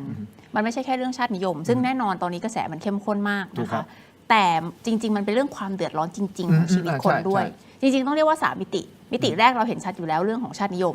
มิติที่2เนี่ยความเดือดร้อนแล้วคนที่ถูกหลอกลวงส่วนใหญ่เป็นคนผู้สูงอายุ คือเงินเก็บมาทั้งชีวิตอ่ะ คุณปู่คุณย่า เก็บมาทั้งชีวิตถึงเวลามาโดนหลอกตอนที่สูงอายุแล้วอ่ะ ถูก ไม่รู้ ครับ จะไปทำอาหารกินยังไงแล้วนี่มันเป็นเรื่อง ถูกครับ ที่แย่และเลวร้ายมากนะคะ ถูกครับ แล้วในประเด็นที่3เนี่ยมันเป็นเรื่องของภาพรวมของเกียรติภูมิของประเทศ อืม ที่เนี่ยตอนที่คุณโรมกับคุณวิโรจน์อภิปรายไปอ่ะคือประเทศไทยกำลังจะมาเอาดีทางด้านเป็นแหล่งฟอกเงินอาชญากรระดับโลกเหรออนี่ระดับโลกจริง ๆ นะ ถึงขั้นรัฐบาลสหรัฐกับอังกฤษต้องร่วมมือกันอ่ะในการอายัดทรัพย์ครั้งใหญ่ เกาหลีใต้ก็โดนด้วยจีนก็เหมือนกันเนี่ยแปลว่านี่มันระดับโลกแล้วจริง ๆ เพราะฉะนั้นมันทั้ง3ระดับ ชาตินิยม ความเดือดร้อนของประชาชน คนรากหญ้ารากฐานจริง ๆ แล้วก็เรื่องของเกียรติภูมิประเทศนะคะ ถามว่าถึงขั้นว่าต่อให้ทำเรื่องไหนเลวร้ายไม่สำเร็จเลยสักเรื่องกัมพูชาสำเร็จก็ไปต่อยาวไหมดิฉันก็คิดว่าไม่ถึงขนาดนั้น เรื่องเศรษฐกิจก็ยังเป็นเรื่องสำคัญใช่ไหมคะแต่แน่นอนว่าถ้าเรื่องกัมพูชาไม่สำเร็จเนี่ยดิฉันพูดอย่างนี้ มันจะคล้ายกับนโยบายกัญชานโยบายกัญชาเนี่ยพรรคภูมิใจไทยเริ่มขึ้นมาใหม่มั่นปั้นมือว่าจะทำให้ได้คะแนนนิยม สุดท้ายมันกลับตาลปัดเพราะว่าเกิดกระแสต่อต้านแล้วก็ทำให้พรรคเนี่ยพลาดเป้าไปในการเลือกตั้งครั้งที่ผ่านมาใช่ไหมคะ ครับ เขาตั้งเป้าว่าเขาจะได้เป็น100แต่สุดท้ายแล้วก็ได้มาไม่ถึง70ที่นั่งนะ ครั คะ บ เพราะฉะนั้นครั้งเนี้ยคล้ายกัน อุตสาห์จะเอาเรื่อง MOU 4344 มาทำประชามติ อุตสาห์จะพยายามไปโหนกระแสชาตินิยมอะไรต่างๆนานาหวังว่าจะได้คะแนนนิยม แต่สุดท้ายเนี่ยการที่พอมาถึงกรณีแก๊งสแกมเมอร์คอลเซ็นเตอร์แล้วคุณอึกอักแล้วคุณแสดงท่าทีลังเล ซึ่งเอาตรงๆนะมันไม่ต่างกันอะปราบยาบ้ากับปราบสแกมเมอร์อะคุณมีข้ออ้างอะไรเหรอที่จะไม่ปราบยาบ้า นอกจากคุณรับสวยแก๊งขายยา ถูกปะมันไม่มีนะคะว่าเราจะมาปกป้องขบวนการค้ายาเสพติดทำไม นอกจากคุณได้รับผลประโยชน์จากขบวนการเหล่านั้น call center scammer ก็เช่นเดียวกัน คุณจะมีเหตุผลอะไรที่จะมาปกป้องขบวนการ call center ซึ่งบ่อนทำลายประเทศชาติ บ่อนทำลาย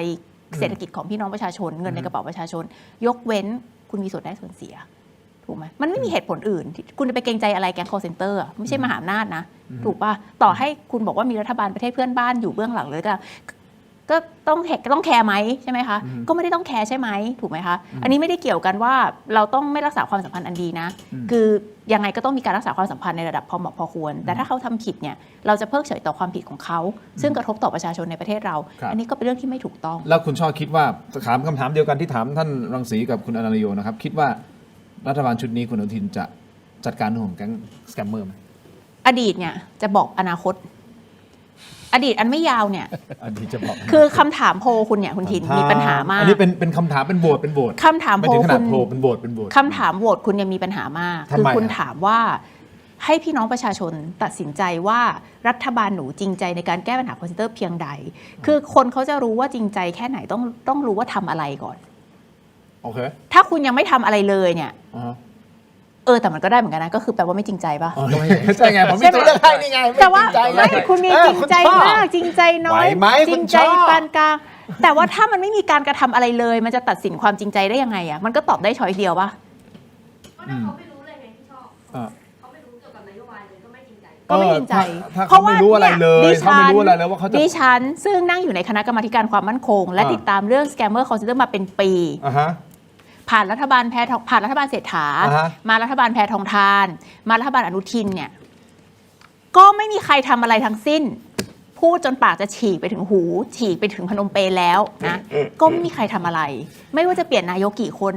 ดิฉันก็อยากจะทราบเหมือนกันว่ามันเป็นอะไรกันนักกันหนากับเรื่องนี้ทำไมฝั่งพม่าเนี่ยปราบได้ทำไมฝั่งกัมพูชาปราบไม่ได้ ก็คือฝรั่งเศส หรือว่าเป็นเพราะว่าใช้ที่ปรึกษาคนเดียวกัน หรือยังไง โอเคไหนๆพูดถึงประเด็นนี้แล้ว เรามีภาพใช่ไหมฮะ อันนี้คือเป็นภาพที่เขาเผยแพร่ไปทั่วโลกแล้วนะครับ ว่ามันมีภาพที่เป็นเฉินจื้อที่ยื เฉิ น นจื้อ ข้าง ประธาน Prince Holding ที่ถูกอายัดทรัพย์ไป 490,000 ล้านด้วยอเมริกา ๆนี่ฮะ คือคนนี้นะฮะ ซ้ายมือยืนข้างๆใครครับ นี่ไม่ใช่ภาพ AI นะ ไม่ AI ค่ะ ไม่ ภาพจริง นี่คือ ภาพจริง ของแท้นะครับ ยืนข้างๆฮุนเซนฮะของกัมพูชาเนี่ยฮะมีหลายอิริยาบถหลายครั้งหลายคราวที่เขายืนข้างๆกัน แล้วอย่าลืมนะคะว่านี่นายกรัฐมนตรีนะคะ ไม่ใช่นายก เขาเป็นอะไรบ้างนะ ประธานวุฒิประธานองคมนตรี อดีตนายก ประธานทุกสิ่งทุกอย่างนะคะ ก็คือใหญ่เป็นซูเปอร์นายก ฮะ ไม่ใช่ว่าใครก็เดินเข้าไปถ่ายรูปคู่ได้นะคะ นี่รูปแค่คู่2คนด้วยนะ ครับ ไม่ใช่รูปหมู่นะคะ ใช่ครับ แปลว่าระดับความสัมพันธ์เนี่ยใกล้ชิด แล้วก็ย้ำอีกครั้งในขณะที่เฉิงจื้อคนนี้เนี่ยอาจจะไม่ถึงกับสนิทสนมแต่ว่าก็ต้องมีเส้นมีสายพอควรที่จะไปถ่ายรูปคู่กับคุณเซนได้ ที่ปรึกษาของคุณเซนชื่อเบนสมิธประธานทอดกฐินคู่กับธรรมนัสชื่อเบนสมิธนะคะคนที่เป็นเรียกกันเป็นพี่เป็นน้องกับคุณธรรมนัสคือคุณกันจอมพลังนะคะไล่ให้ฟังเฉยๆ ก็ไล่ให้คุณผู้ชมได้เห็น คราวนี้มันมีแผนผังของสแกมเมอร์อันนี้เอามาจากเพจ เอามาจาก DOJ ของสหรัฐ ของสหรัฐอเมริกา ใช่ Department of Justice ใช่ ก็คือกระทรวงยุติธรรมแหละว่างั้นเถ ใช่ อะ ก็เขาทำผังล้มสแกมเมอร์มาให้ ซึ่งผมว่ามันก็โยงชัดเจนนะว่าเครือข่ายผลประโยชน์หรือว่ากลุ่มบุคคลที่เกี่ยวข้องเนี่ยซึ่งนอกจากเขาตามยึดทรัพย์เนี่ยแล้วเขาก็จะตามเล่นงานทั้งหมดเนี่ยมันคืออะไรบ้างคือสหรัฐอเมริกาเนี่ยเวลาเขาเล่นงานพวก financial crime เนี่ยคือพวกอาชญากรรมทางการเงินเนี่ยเขาจะถือว่าใครที่ใช้เงินดอลลาร์เนี่ยคือใช้ระบบธุรกรรมทางการเงินของเขาดังนั้นเขามีอำนาจเข้าไปกวาดทั้งหมดซึ่งพวกเนี้ยเขาก็จะพยายามหลีกเลี่ยงโดยการไปใช้คริปโตแทนแต่อเมริกาเขาจะถือว่าคุณแตะดอลลาร์ปุ๊บเขาเกี่ยวทันทีนั้นเขาก็กวาดอายัดคริปโตเลยซึ่งถือว่าอายัดเกือบ 500,000 ล้านบาทเนี่ยมันเยอะมากนะ มากมันครึ่ง GDP เกือบครึ่งหนึ่ง GDP ของประเทศเลยนะ ใช่มันก็แสดงให้เห็นว่าผลประโยชน์ของวงการนี้มันมากมายขนาดไหนเขาไม่ได้หลอกแต่คนไทยเดียวหลอกคนทั้งโลกอ่ะจนอเมริกาเข้ามาเล่นงานอย่างเงี้ยอันนี้มันชัดเจนแบบไม่รู้จะชัดอย่างไรว่าสิ่งที่เกิดขึ้นเนี่ยมันเกิดขึ้นข้างๆประเทศไทยเราเองแล้วเราก็ปล่อยให้มันเกิดขึ้นมาคุณผู้ชมจะจัดการหรือไม่จัดการอย่างที่ท่านรังสีบอกนะครับอยู่ที่ท่านนายกรัฐมนตรีคนเดียวเลยนะฮะว่าถ้าจัดการอย่างจริงใจจริงจังสามารถจัดการได้แน่นอนนะครับแต่จะจัดการหรือไม่จัดการในรูปแบบไหนยังไงคุณผู้ชมก็ต้องรอติดตามกันต่อไปแต่คุณรังสีคุณอานโยคุณชอบบอกเลยนะเป็นรู้สึกจะเป็นหนทางเดียวเท่านั้นเป็นทางเดียวเท่านั้นที่ต้องทำก็คือต้องทำต้องจัดการจริงๆเราก็รอดูนะฮะคุณผู้ชมครับในประเด็นนี้เพราะท่านนายกก็บอกแล้วบอกว่าก็มีผู้ที่รับผิดชอบแล้วก็ทุกอย่างที่ให้รอดูท่านบอกให้รอดูนะเพราะฉะนั้นเรารอดูนะเราดูอะไรบ้างดิฉันไล่ให้วันพรุ่งนี้คุณอนุทินบอกว่าบ่าย3:30จะโทรศัพท์ไปคุยกับประธานาธิบดีของเกาหลีใต้ก็อยากทราบว่าคุยเรื่องอะไรกันจริงจังแค่ไหนจะมีการตั้ง Joint Task Force ไหมแลกเปลี่ยนข้อมูลขอข้อมูลเพิ่มเติมไหมในฐานะที่เราเองเนี่ยกลายเป็นกำลังเป็นส่วนต่อขยายของอาชญากรรมสแกมเมอร์และฟอกเงินของกัมพูชานะคะดูครั้งที่2อันที่2ต่อเนื่องจากแมตช์พรุ่งนี้บ่าย3:30นะคะทุกท่านคือ26 ตุลาคมที่คุณอนุทินจะต้องไปเจอกับโดนัลด์ทรัมป์และคุณมาเน็ตที่การประชุมอาเซียนซัมมิตที่กัวลาลัมเปอร์ซึ่งทางมาเลเซียเนี่ยเขาประกาศแล้วว่าเขาจะเตรียมลงนามข้อตกลงที่ชื่อว่ากัวลาลัมเปอร์แอคคอร์ดคือข้อตกลงสันติภาพกัวลาลัมเปอร์นะคะอันนี้เนี่ยต้องดูเลยว่าเราจะเอาเรื่องของข้อมูล Scammer Call Center ซึ่งกรรมาธิการของเรามีข้อมูลและตำรวจอะไรต่างๆเนี่ยก็มีข้อมูลที่เราพร้อมจะซัพพอร์ตนะคะเพราะว่าเราติดตามเรื่องนี้มาเป็นปีแล้วนะคะคุณโรมเนี่ยพร้อมที่จะซัพพอร์ตคุณอนุทินจะเอาเรื่องนี้ไปต่อรองกับสหรัฐอเมริกาแล้วใช้พลังของสหรัฐอเมริกาเนี่ยช่วยกันกดดันเอาโลกล้อมกัมพูชาหรือไม่เพื่อที่จะได้นำไปสู่สันติภาพแต่เป็นสันติภาพที่คือตอนนี้เราพูดกับกัมพูชามันก็ไม่มีความคืบหน้าไปทางไหนใช่ไหมคะเพราะฉะนั้นมันก็คงต้องใช้วิธีเอาโลกล้อมกัมพูชาให้โลกอยู่ฝั่งเรา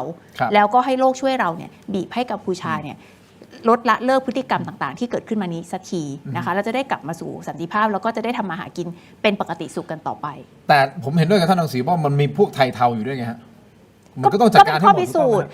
สูจน์นัดที่3นอกจากวันพรุ่งนี้บ่าย3:30โทรหาประธานาธิบดีเกาหลีใต้26 ตุลาเจอโดนัลด์ทรัมป์จะต้องเอาเรื่องนี้เข้าไปคุยแล้วไปต่อรองหรือเปล่าว่าเราพร้อมให้ข้อมูลให้อเมริกาช่วยกันกดดันกัมพูชา 3. ท่านธรรมนัสกรุณามาที่กรรมาธิการดิฉันด้วยค่ะถ้าท่านธรรมนัสดูอยู่นะคะถ้าท่านธรรมนัสมีข้อมูลเกี่ยวกับเบนสมิธนะคะกรุณามาให้ข้อมูลกับกรรมาธิการเราเชื่อว่าท่านเป็นผู้บริสุทธิ์อย่างแน่นอนท่านไม่มีส่วนเกี่ยวข้องอะไรกับแก๊ง call center เหล่านี้แต่ท่านรู้จักเบนสมิธซึ่งเกี่ยวข้องเพราะฉะนั้นให้ท่านมาให้ข้อมูลกับกรรมาธิการด้วยตัวเองเชิญนะคะครับผมคุณผู้ชมครับรัฐมนตรีต่างประเทศมาเลเซียบอกว่าทรัมป์นะฮะก็จะเข้าร่วมพิธีลงนามข้อตกลงสันติภาพไทยกัมพูชาในประชุมสุดยอดอาเซียนปลายเดือนนี้นะครับซึ่งท่านบอกว่าประธานาธิบดีโดนัลด์ทรัมป์จะเข้าร่วมพิธีลงนามใช่ไหมฮะก็คือที่การประชุมสุดยอดอาเซียนคืออาเซียนซัมมิตเนี่ยในกรุงกัวลาลัมเปอร์ระหว่างวันที่ 26-28 ตุลาคมนี้แล้วก็เสริมว่ามาเลเซียและสหรัฐจะเป็นผู้ประสานงานเพื่อผลักดันให้เกิดข้อตกลงหยุดยิงที่ครอบคลุมมากขึ้นระหว่างไทยกัมพูชา ซึ่งจะรวมถึงการรื้อถอนทุ่นระเบิดและถอนกำลังทหารออกจากแนวชายแดนไทยของทั้งสองประเทศท่านรังสีด้วยความเคารพไอ้ประเด็นนี้จริงๆเขาคุยกันมาตั้งนานแล้วนี่ว่ามันจำเป็นจะต้องมีทรัมป์มาถึงแม้มีทรัมป์มาสุดท้ายเซ็นสัญญาท่านรังสีคิดว่ากัมพูชายัง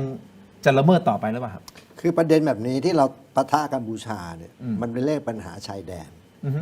พอมันมีปัญหาชายแดนปุ๊บมันเลยมีการวางทุ่นระเบิดมีการยิงถูกครับคราวนี้ถ้าทำมาเซ็นแล้วเนี่ยแล้วผมถามว่าแล้วปัญหาชายแดนทำไง ที่ยังคาราคาซังกันอยู่ประเด็นอยู่ตรงนี้นะเพราะทำเป็นสักขีพยานเซ็นแล้วคือหยุดยิงนะหยุดยิงจริงๆจังๆนะอย่าทะเลาะกันอะไรเงี้ยแล้วเรื่องชายแดนว่าไง บ้านหนองจานเอายังไงปราสาทคณาเอายังไงปราสาทตาควายเอายังไงยังไม่มีพูดถึงประเด็นนี้เนาะเราต้องไปบอกเขาใช่ไหมไม่ฮะคือแบบนี้เราต้องให้ข้อมูลประธานาธิบดีคือแบบนี้ผมว่ามันขึ้นอยู่กับกระทรวงต่างประเทศเราแล้วว่าเราจะประสานกับมาเลเซียเขาอย่างไงแล้วเพราะมาเลเซียเป็นคนจัดถูกไหมเป็นประธานอาเซียนอันนี้ประเด็นมันคือว่าหลังจากเซ็นแล้วเอาทำมาเซ็นเนี่ยเพื่อเป็นสัญญาณเซ็นในการสันติภาพหยุดยิงแล้วก็ร่วมมือกันใช่ไหมที่จะกู้วัตถุระเบิดครับแต่ปัญหาชายแดนมันยังอยู่ไอ้ MOU 4344ก็ยังอยู่แล้วก็ใช้มาตราคนละมาตราส่วนแผนที่1 ต่อ 200,000ก็เลยมีปัญหามันไม่จบไงฮะมันจบแค่หยุดยิงก็แบบคราวที่แล้วที่ประชุมตอนอาเซียนแล้วมันก็คาราคาซังอยู่แล้วมันจะเอาไงต่อแสดงว่าท่านมองว่าต่อให้ประธานาธิบดีโดนัลด์ทรัมป์มาเป็นสักขีพยานในการเซ็นสันติภาพระหว่างไทยกัมพูชาหลังจากเซ็นเสร็จไปแล้วเป็นพิธีอะไรเรียบร้อยแล้วก็ยังน่าจะมีปัญหาต่อเนื่องมันมีอยู่แล้วครับเพราะมันไม่จบไงก็ทำมาเนี่ยมาตัดตอนเฉยๆว่าให้หยุดยิงแต่ผมถามว่าปัญหาชายแดนที่มันยังมีปัญหาเรื่องหมุดแดนรวมถึงไอ้ทางทะเลแล้วจะเอาไงต่อทวิภาคีก็ไปคุยกันมันสุดท้ายมันก็ต้องคุยกัน2ประเทศ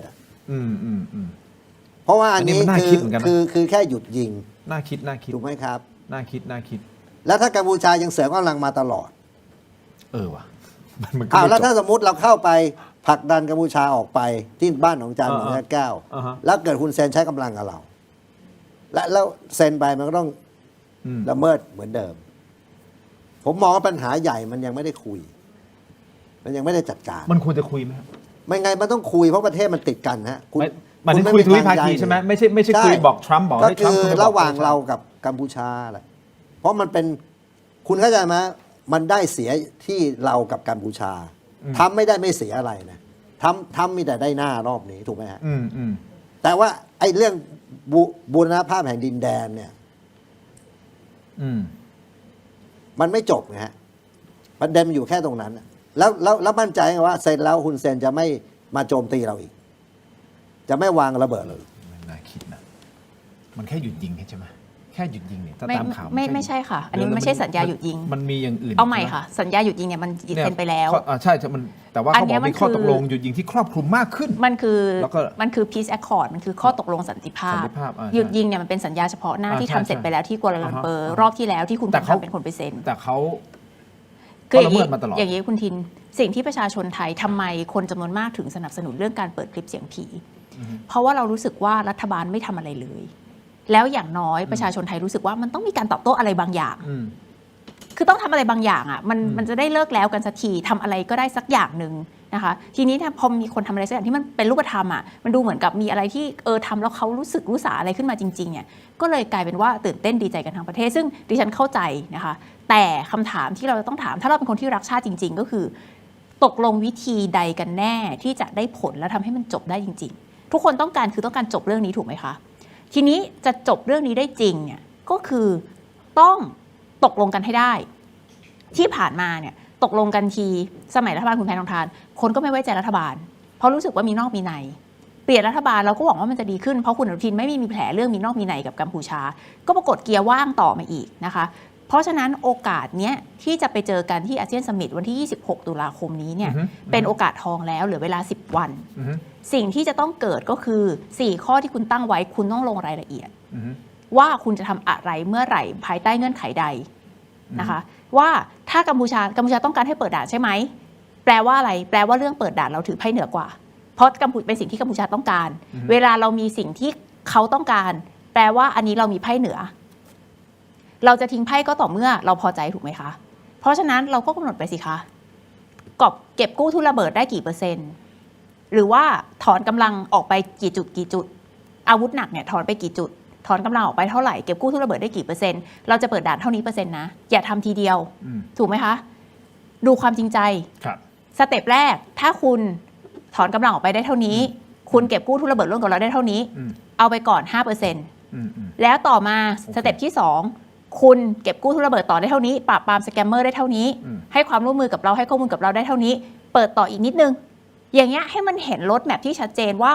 ถ้าคุณทำในสิ่งที่เราต้องการคุณก็จะได้ในสิ่งที่เราต้องการแต่สิ่งเหล่านี้สิ่งที่ได้ในสิ่งที่คุณต้องการใช่แต่สิ่งเหล่านี้มันจะไม่ได้เกิดขึ้นในการที่จะไปคุยกับโดนัลด์ทรัมป์ให้โดนัลด์ทรัมป์เซ็นเกิดได้ค่ะในช่วงจังหวะเดียวกันทั้งหมดเลยตกลงกันในตรงนั้นเลยเหรอเพราะว่าในวันพรุ่งนี้คุณศรีศักดิ์จะบินไปที่กัวลาลัมเปอร์แล้วก็เพื่อที่จะคุยกรอบการเจรจาไปlay out groundwork ก่อนถูกต้องมีการเวลาเตรียมการ10 วันครั้งที่แล้วมีเวลาเตรียมการแค่ 2-3 วันเท่านั้นเองตอนหยุดยิงก็ยังได้กลไกที่ชื่อว่า IOT Interim Observer Team แล้วก็มีการจัดตั้งกลไกที่ละเอียดพอสมควรนั่นขณะมีเวลาแค่ระดับดิฉันเข้าใจว่า48 ชั่วโมงเท่านั้นเองนะคะไม่เกิน3 วันก็ถือว่าได้กลไกที่เป็นรูปธรรมพอสมควรในการติดตามให้กระบวนการเป็นจริงแปลว่าครั้งนี้เนี่ยไม่ใช่มีความหวังคือถ้ามีฝีมือก็ทำได้10 วันเนี่ยมีเวลา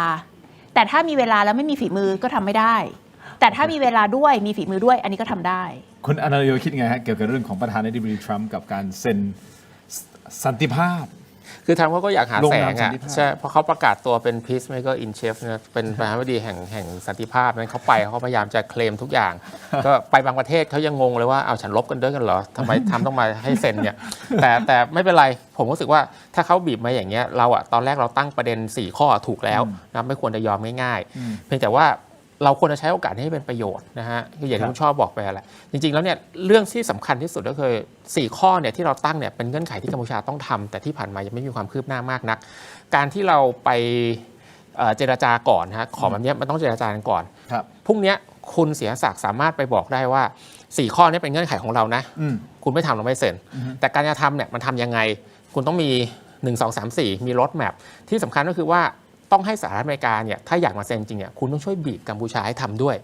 คือการทำอย่างเงี้ยมันจะทำให้1สหรัฐอเมริกาเข้ามาเป็นพรรคพวกเรา2มันจะทำให้แรงกดดันของสหรัฐอเมริกาที่กัมพูชาพยายามจะอวยมิดโคนเนี่ยพยายามที่จะเปลี่ยนจากกัมพูชามาอยู่ข้างเราซึ่งทำให้กัมพูชาเนี่ยจะเสียแรงซัพพอร์ตมากขึ้น3คือว่าถ้ากัมพูชาไม่ยอมทำตามอเมริกาก็จะช่วยกดดันด้วยเพราะว่าทรัมป์นั่งอยู่ตรงนั้นน่ะมันคือหน้าตาของทรัมป์ถ้าสุดท้ายกัมพูชาไม่ทำทำก็เสียหน้าก็หน้าแตกดังนั้นทำยังไงให้ทำไม่หน้าแตกล่ะก็คือกดดันให้กัมพูชาทำดังนั้นกระบวนการทุกอย่างเนี่ยเราสามารถใช้เป็นประโยชน์ได้ที่สำคัญคือจำเป็นต้องใช้เป็นประโยชน์ด้วยเพราะว่าผมรู้สึกว่าคนไทยหลายๆคนเนี่ยมีความกังวลหรือว่าจะพูดไงดีเหมือนรู้สึกตัวเองเสียเปรียบตอนที่มีตัวกลางมาให้เราหยุดยิงตอนนั้นแต่ไม่เป็นไรตอนนั้นมันต้องหยุดยิงใช่ไหมแต่ตอนนี้มันเป็นเฟรมเวิร์กที่จะ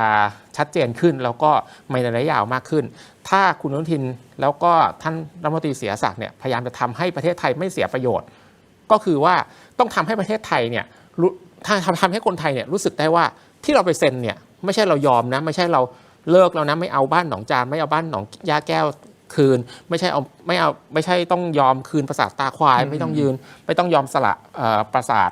คณาอะไรมาเนี้ยพยายามให้มันมีขบวนการให้คนไทยรู้สึกว่าอ๋อเราไม่ได้เสียเปรียบเราจะได้เปรียบด้วยซ้ำสิ่งนี้แหละมันจะทำให้รัฐบาลคุณอนุทินได้เปรียบแล้วก็ไม่ใช่ได้เปรียบในแง่ของการต่างประเทศเดียวนะได้เปรียบในแง่ของเขาเรียกว่าไงอ่ะความเห็นของสาธารณชนแรงสนับสนุนของสาธารณชนดังนั้นเนี่ยเซ็นแล้วจะไม่โดนด่าเหมือนคุณภูมิธรรมตอนนี้มันมีเวลา10 กว่าวันยิ่งกว่าทันใช่ยิ่งกว่าทันสิ่งที่ท่านพลเอกรังสีกังวลก็คือว่าถ้ามันไม่ได้คุยในสิ่งที่คุณชอบกับคุณอนุทินกันอธิบายให้คุณผู้ชมได้เห็นนะครับว่าเรามีเวลาประมาณ10 กว่าวันในการเตรียมเฟรมเวิร์กหรือเตรียมlay out groundwork อย่างชัดเจนเนี่ยท่านพลเอกรังสีก็บอกว่ามันก็จะไม่แก้ปัญหาแต่ถ้ามีเวลาในการทำ10 วันทำได้ไหมฮะที่จะเขียนทุกอย่างออกมาอย่างชัดเจนแล้วก็ยื่นข้อเสนอกลับไปบอกว่าเนี่ยเราจะเซ็นสันติภาพนะแต่คุณต้องไปทำ1 2 3 4บ้านหนองจานจะยังไงบ้านหนองยาแก้วจะยังไงประสานนู่นประสานนี่จะยังไงเคลียร์กันเป็นชัดเลย10 วันเตรียมการตรงนี้โอเคไหมฮะถ้าจะเป็นอย่างนี้คือแบบนี้ดีกว่าอนาคตพิสูจน์ผมไม่คัดค้านจะไปเซ็นก็ไปเซ็นแต่ผมถามว่าถ้าเกิดคุณเซ็นมันไม่หยุดทำรับผิดชอบได้ไหมโอเคถึงแม้จะมีการเซ็นอะไรเรียบร้อยแล้วทุกอย่างเรียบร้อยแล้วแต่ อยู่ดีๆคนอย่างคุณเซนอาจจะ ก็เรา ไปกินยาตัวไหนผิดไม่รู้ เราเห็นอยู่แล้ว GPC ประชุมมาไม่เกิน 3 วันมันยิงเอาละ โอเค มันวางระเบิดเราละ ครับ แล้วปัญหามันไม่จบไงที่ผมบอกว่าวันนี้เนี่ย อืม บ้านหนองจานหนองย่าแก้ว โอเค ไอ้บ่อนท่าเส้นบ่อนสายตะกู ปราสาทคันนา ปราสาทตาควาย มันเสริมกำลังมาตลอด เอารถถังมาชิดชายแดนเรา เพราะฉะนั้นท่านไม่เชื่อว่าการเซ็นสันติภาพที่จะเกิดขึ้นสมมติเซ็นปุ๊บเนี่ยไม่เชื่อว่าจะถอนพวกนี้ออก ไม่ถ้าเป็นคนอื่นผมเชื่อแต่ไอ้ฮุนเซนผมไม่เชื่อมันหรอก โอเค เพราะว่าผมเห็นมันมาตั้งแต่ผมยังไม่เกษียณ โอเค คุณรู้ป่ะฮุนเซนเนี่ยผมเห็นมันมาตั้งแต่ใส่รองเท้าแตะ เออ เมื่อก่อนเนี่ยเราเรียกมันมามันวิ่งจูดมาเลย เออ แล้วเราสั่งมันได้ทุกอย่างแต่วันนี้คุณไปสั่งอะไรมันได้ คุณทักษิณน่ะสนิทขนาดไหน อืม มันเล่นซะป่นปี้อ่ะ อืม เอาคุณอุ้งอิงเนี่ยผมสงสารเขานะ อืมครับ มันเขาถูกแบล็กเมลขนาดเนี้ยแล้วคุณคิดว่าไอ้คนแบบเนี้ยมันเชื่อใจอะไรมันได้ น่าสนใจคุณชอบคิดยังไงครับประเด็นนี้คือมันอยู่ที่คนแล้วแหละไม่คือเฟรมเวิร์กทุกอย่างมันมีได้แต่อยู่ที่คน คืออย่างนี้ค่ะ เชื่อไม่ได้หรอกค่ะ แต่มันไม่มีทางอื่น โอเค เพราะสุดท้ายต้องคุย เข้าใจ และการที่เชื่อไม่ได้เนี่ยแหละค่ะ ก็เลยเป็นเรื่องที่เราต้องเอาโลกมาล้อมกัมพูชา เพราะว่ากัมพูชาเนี่ยถ้าโดนกดดันจากทุกทางก็โอกาสจะเบี้ยวยากขึ้น ไม่ได้บอกว่าจะไม่เบี้ยวนะคะ เพราะจริงๆแล้วก็ทำอะไรมาได้เยอะแล้วนะก็เบี้ยวมาเยอะแล้ว เบี้ยว แต่ยิ่งมีโลกมาล้อมกัมพูชา วันนี้มันเห็นชัดแล้วว่าเฉพาะไทยอย่างเดียวมันไม่พอ ครับ ก็เอาโลกมาล้อม ซึ่งโอกาสเปิดให้เราเพราะว่ามันมีเรื่องสแกมเมอร์อยู่ ก็กลับมาที่เรื่องสแกมเมอร์ว่าเนี่ยเราขอความร่วมมือกับนานาชาติเนี่ยแล้วช่วยให้เขาเนี่ยช่วยมาบีบกัมพูชาให้เดินไปตามนี้ได้ไหมนะคะแล้วที่ฉันเห็นในคอมเมนต์เมื่อกี้คุณรังสีก็พูดว่าเฮ้ยเราเรื่องเขตแดนอันนี้ยกไว้เลยนะคะ ไม่เกี่ยวอะไรเลยค่ะ เรื่องข้อตกลงสันติภาพไม่เกี่ยวอะไรกับเรื่องเขตแดนเลย เขตแดนคือเรื่องที่ต้องเจรจา2ประเทศ มันไม่มีธรรมเนียมปฏิบัตินะคะว่าจะเอาประเทศที่3มาเจรจาเขตแดนไม่มียกเว้นในกรณีระดับสงครามโลกอะไรอย่างเงี้ยนะคะแต่โดยสถานการณ์ปกติเนี่ยเรื่องเขตแดนระหว่าง2ประเทศเป็นเรื่อง2ประเทศเจรจาอยู่แล้ว และไม่เกี่ยวข้องอะไรกับไม่ว่าจะเป็นสัญญาหยุดยิงครั้งที่แล้วหรือสัญญาสันติภาพครั้งนี้นะคะเพราะฉะนั้นเรื่องนี้ให้ยกไปเป็นเรื่องของอนาคตยังไม่เกิดขึ้นยังไม่เกี่ยวกันนะคะแล้วปิดด่าน 3% 5% เป็นยังไงเป็นไปได้หรอเปิดก็คือเปิดปิดก็อันนี้ไม่ใช่เลยนะคะท่านที่พูดแบบนี้แปลว่าท่านอาจต้องไปหาข้อมูลเพิ่มการเปิดและปิดด่านเป็นเรื่องที่มีรายละเอียดซับซ้อนมาก มีเวลาปิดเวลา หนึ่ง เปิดด่านมีหลายด่านและหลายประเภทไอ้หลายด่านเนี่ยทุกท่านทราบอยู่แล้วว่ามีหลายด่านแต่ด่านมีหลายประเภทด่านผ่านแดนถาวรด่านผ่านแดนชั่วคราวผ่านเฉพาะคนผ่านเฉพาะสินค้าผ่านทั้งสินค้าและคนมันมีเยอะหลายประเภทมากนะคะแล้วก็มีเวลาเปิดปิดเพราะฉะนั้นเวลาเราพูดว่าเปิดปิดด่านเนี่ยมันซับซ้อนมากและสามารถออกแบบได้หลากหลายเพราะฉะนั้นเราสามารถออกแบบได้ตามใจว่าเราจะเริ่มจากการเปิดด่านที่แบบเปิดแบบน้อยที่สุดก่อนเอาเฉพาะสินค้าจำเป็นผ่านหรืออะไรเงี้ยมันดีไซน์ได้หมดเอาเฉพาะพื้นที่ที่ไม่มีปัญหาก่อนพื้นที่ที่มีปัญหาน้อยก่อนสามารถออกแบบได้หมดเพื่อใช้เป็นพลังต่อรองกับกัมพูชานะคะเพราะฉะนั้นต้องดูวัดกันที่ฝีมือแล้วคุณผู้ชมครับในวันที่ 26 27 28 นะฮะตุลาคมที่จะถึงนี้ที่กัวลาลัมเปอร์มาเลเซียการประชุมนะครับสุดยอดอาเซียนที่จะเกิดขึ้นนะครับโดยตามรายงานข่าวก็คือประธานาธิบดีโดนัลด์ทรัมป์ก็จะบินมาร่วมด้วยแล้วก็จะเป็นสักขีพยานในการลงนามสันติภาพระหว่างไทยกับกัมพูชาจะเกิดขึ้นหรือไม่นั่นคือตามรายงานข่าวจะเกิดขึ้นนะครับแต่รายละเอียดต่างๆไม่ว่าจะเป็นท่านรังสีนะคุณช่อนะรวมถึงคุณอนันต์โยบอกว่าเฮ้ยมันจะต้องมีนะ1 2 3 4 5 6 7 8 9 10ดูนะดูกึ่นแล้วแหละว่าคนที่ไปเตรียมงานตั้งแต่วันพรุ่งนี้นะฮะไปเตรียมงานก่อนล่วงหน้าเนี่ยจะสามารถปูทางให้มันออกมาเป็นคุณเป็นบวกกับประเทศไทยได้หรือไม่คุณช่อตอนนี้จะต้องออกจากรายการไม่ใช่ออกฮะจะต้องเดินทางก่อนขออนุญาตไปก่อนมีภารกิจต่อ ใช่ค่ะ พอดีนะผมไม่ได้กินผมกินเวลาคุณมา1 นาที แล้วดิฉันจะได้ไมค์บาซินไหมคะวันนี้โอ้พูดอย่างนี้ถ้าคุณพูดซะอย่างนี้ ผมขออนุญาตนะฮะไมค์บาซินไปเลยคือแรงบันดาลใจในการมารายการนี้นะคะก็คือไมค์บาซินและยาดมมาใส่ยานี่โอ้ยอันโอสดนะฮะพอใจแล้วค่ะสบายใจแล้วเชิญทุกท่านคุยกันต่อจริงๆแล้วดิฉันไม่ได้สนใจเรื่องสแกมเมอร์อะไรเท่าไหร่ดิฉันมาเอาใบมาซินเฉยขอบคุณมากครับคุณจอขอบคุณค่ะสวัสดีครับขอบคุณค่ะขอบคุณครับคุณช่อเชิญก่อนครับคุณผู้ชมครับเดี๋ยวมีข้อมูลเพิ่มเติมนะฮะอันนี้ให้ความเป็นธรรมกับท่านนายกรัฐมนตรีนะครับคุณอนุทินชาญวีรกูลนะครับอย่างนี้ให้สัมภาษณ์กับสื่อมวลชนถึงกรณีที่คุณรัชนกศรีนอกสสกทมของพรรคประชาชนได้ร้องเรียนขอให้อินฟลูเอนเซอร์ช่วยเรื่องของการปราบสแกมเมอร์นะฮะหลังจากที่นายกรัฐมนตรีหายไปไม่ตอบเรื่องการปราบสแกมเมอร์ท่านนายกรัฐมนตรีนะครับก็พูดถึงประเด็นนี้บอกว่านี่ไงไม่หายแล้วเนี่ยงานเยอะมากผู้สื่อข่าวจึงถามย้ำว่าคุณรัชนก ตัดพ้อว่านายกรัฐมนตรีไม่ตอบเรื่องของการปราบแก๊งสแกมเมอร์จึงต้องร้องขอให้อินฟลูเอนเซอร์ช่วยนะฮะคุณอนุทินก็บอกว่าก็รอดูแล้วกัน ส่วนการลงมติพระราชบัญญัติแก้ไขรัฐธรรมนูญจะใช้ร่างพรรคภูมิใจไทยเป็นร่างหลักใช่หรือไม่ คุณอนุทินบอกว่ารอให้โหวตก่อน ส่วนกรณีที่มีการวางไทม์ไลน์ว่าวันที่ 29 มีนาคมจะมีการเลือกตั้งท่านนายกรัฐมนตรีก็บอกว่าก็ตามไทม์ไลน์นะขณะเดียวกันนายกรัฐมนตรีไม่ได้ตอบคำถามกรณีที่สหรัฐอเมริกาอายัดบิตคอยน์ของแก๊งสแกมเมอร์ในประเทศสหรัฐอเมริกาที่มีความเชื่อมโยงนะครับกับสแกมเมอร์ในประเทศกัมพูชารวมถึงจะร่วมกับนานาชาติในการกดดันให้กัมพูชาแก้ปัญหาเรื่องสแกมเมอร์หรือไม่หลังหลายประเทศเริ่มยกระดับกดดันแล้วนะครับเกาหลีใต้ท่านรองศรีฮะเขาเอาจริงเขาไม่พูดพร่ำทำเพลงเขาลุยเต็มที่ผมถามท่านก่อนหน้านี้แล้วนะครับว่าเราสามารถที่จะทำแบบเกาหลีใต้ได้หรือเปล่าท่านบอกว่าก็อยู่ที่ท่านนายกรัฐมนตรีคนเดียวครับในการสั่งการครับที่จะทำถูกต้องไหมครับถูกต้องครับถ้าท่านไม่ทำมันก็บ่งบอกอะไรบางอย่างเกี่ยวกับตัวท่านนายกด้วยใช่หรือไม่มันก็จะมีผลต่ออนาคตการเลือกตั้งคือมันต้องชั่งน้ำหนักนะว่าถ้าเราส่งไปแล้วเนี่ยข่าวกองคนเราอยู่ตรงนั้นจริงหรือไม่หรือว่าเราจะไปแบบเดี่ยวหรือเราจะตั้งเป็นแทสฟอร์สร่วมกับทางเกาหลีใต้มันต้องมาชั่งน้ำหนักเพราะวันนี้คุณอย่าลืมว่าเรามีปัญหากับกัมพูชาเรื่องชายแดนการส่งกำลังเข้าไปนั้นมันเหมือนกับไปเพิ่มไฟผมมองว่าถ้าจัดการทีละอย่างเพราะยังไงในเกาหลีใต้ผมเชื่อว่าเขาไม่ยอมแล้วผมเชื่อว่าเกาหลีใต้เข้าไปช่วยเนี่ยมันไม่ใช่เฉพาะคนเกาหลีใต้หรอกที่มันกักขังอยู่ผมเชื่อว่ามีหลายชาตินะอันนี้มันต้องชั่งน้ำหนักคนเป็นผู้นำเนี่ยมันต้องการข่าวด้วยนะครับแล้วก็ต้องดูลำดับความเร่งด่วนท่านรองศรีคิดว่าตอนนี้กัมพูชาต้องการอะไรมากที่สุดครับถ้าตอนนี้เป็นฮุนเซนถ้าสมมติอ่านใจฮุนเซนออกนะตอนนี้อ่านใจฮุนมาเน็ตออกฮะเปิดด่านเขาต้องการเปิดด่านจุดตายฮุนเซนวันนี้คือเรื่องเศรษฐกิจคุณจำไว้เลยเผด็จการทุกประเทศนะถ้ามันทำให้ประชาชนเดือดร้อนเนี่ยแรงอัดเนี่ยถ้ากับแรงดันคุณเข้าใจไหมเพราะว่าฮุนเซนมันปกครองคนเนี่ยมันกดมานานกดพอวันนี้เนี่ยพอคนที่โดนกดเนี่ยถ้าชีวิตปกติยังโอเคนะแต่เมื่อไหร่ที่ความหิวโหยมันเข้ามาความยากจนความอัตราการสนเนี่ยมันจะมีแรงระเบิดก็คุณดูเนปาลดูศรีลังกาครับรัฐบาลเนปาลศรีลังกานี่ก็ไม่ได้ย่อยกับฮุนเซนนะเพราะมันก็เป็นตระกูลเหมือนกันแล้วก็ใช้ชีวิตเหมือนกันบริหารประเทศเหมือนกันแต่สองประเทศนั้นย่อยยับก่อนแต่ผมว่ารายต่อไปคือฮุนเซน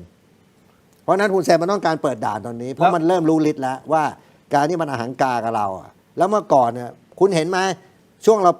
ราสั่งปิดด่านใหม่ๆนักการเมืองเราบางคนยังพยายามที่จะเปิดด่านคุณเห็นไหมว่ามันเป็นจุดตายแล้วผมเชื่อได้ว่าฮุนเซนเนี่ยมันมีเครือข่ายในประเทศเราเยอะมากคือผลประโยชน์มันร่วมกันอย่างไอ้เฉินซื่อเนี่ยมันถูกยึดที4-5 แสนล้านแล้วคุณคิดว่ารายได้มันทุกปีแล้วคุณอย่าลืมนะประเทศไทยเราเนี่ยการซื้อเสียงก็ไม่ได้น้อยนะมันก็เล่นเอาเงินต่อเงินนะเอาเงินมาซื้อเสียงแล้วมาตั้งข้าราชการแล้วก็ทำนโยบายหรืออะไรก็ช่างที่สอดคล้องกับทางเขมรนั่นมันไม่ได้หรอกไอ้ทางหลวงชนบทจังหวัดตราดจะสร้างทางตรงเข้าไปในท่าเส้นไอ้นี่มันเป็นประจักษ์พยานของความเลวร้ายนะของผู้มีอำนาจในเมืองไทยมันทำไม่ได้ไงมันใช้งบรัฐ69 ล้านตัดถนนตรงบ่อนเลยถนนนี้ไม่ได้เลี้ยวไปไหนได้นะจงใจไปที่บ่อนท่าเส้นอันนี้มันชัดเจนอยู่แล้วเพราะนั้นเนี่ยคุณปิดบ่อนเนี่ยมันตายอย่างเดียวแต่คุณต้องตัดเน็ตตัดอะไรด้วยแล้ววันนี้นะผมบอกให้รีบจัดการเรื่องชายแดนเราไอ้ตัวสแกมเมอร์ยังไงเราต้องปราบแต่ความเร่งด่วนวันนี้คืออธิปไตยเราต้องเอากลับมาก่อนแล้วคุณรังสีคิดว่ากัมพูชาจะรับเงื่อนไขนะที่เราจะต้องวาดออกไปนะเราต้องเป็นคนกำหนดนะคุณอนาริโยถูกต้องเราต้องเป็นคนกำหนดเงื่อนไขนะคุณต้องทำ1 2 3 4 5 6 7 8 9 10นะไม่งั้นไม่ต้องคุยแล้วก็ให้ประธานาธิบดีทรัมป์เป็นคนกลางบอกเนี่ยคือเงื่อนไขจากฝั่งไทยเราต้องการแบบนี้คุณรังสีคิดว่ากัมพูชาจะรับเงื่อนไขไหม ผมตั้งข้อสงสัยแบบเนี้ยว่าทำไมเรื่องแค่เนี้ยทำจะต้องมาเป็นไอ้ตัวกลางเพราะจริงๆทำอ้างมาตลอดว่าไอ้ที่สั่งซีดไฟฟิสไฟเนี่ยต้องการโนเบลไพรส์วันนี้ก็ไม่ได้แล้ว ก็รอปีหน้าไงครับ ไม่หรอกผมว่ามันมีอะไรมากกว่านี้ อะไรล่ะครับ เอาว่าผมว่ามันมีอะไรมากกว่านี้ ผลประโยชน์ มันไม่ใช่เรื่องปกติอยู่แล้วว่าอยู่ดีทำเนี่ยจะเสนอมาเป็นตัวกลางในอาเซียนในการประชุมซัมมิตในการแค่เซ็นสันติภาพแล้วผมถามว่าเซ็นแล้วเนี่ยมันจบจริงหรือเปล่า น่าคิด แล้วก็ปัญหาชายแดนเนี่ยในเมื่อมันยังใช้แผนที่คนละมาตราส่วน มันยังแบ่งปันชายแดนมันยังคุยกันไม่รู้เรื่องเนี่ยผมถามว่ามาเซ็นหยุดยิงแล้วยังไงแล้วก็จบกันไปเนี่ยเหรอแล้วไอ้ที่มันตอนเนี้ยอ้าวเรายึด11 จุดได้ มันละเมิดเรา17 จุดแล้วทำไงต่อ ครับ มันไม่ง่ายแบบนั้นหรอกผมเชื่อแบบนั้นนะ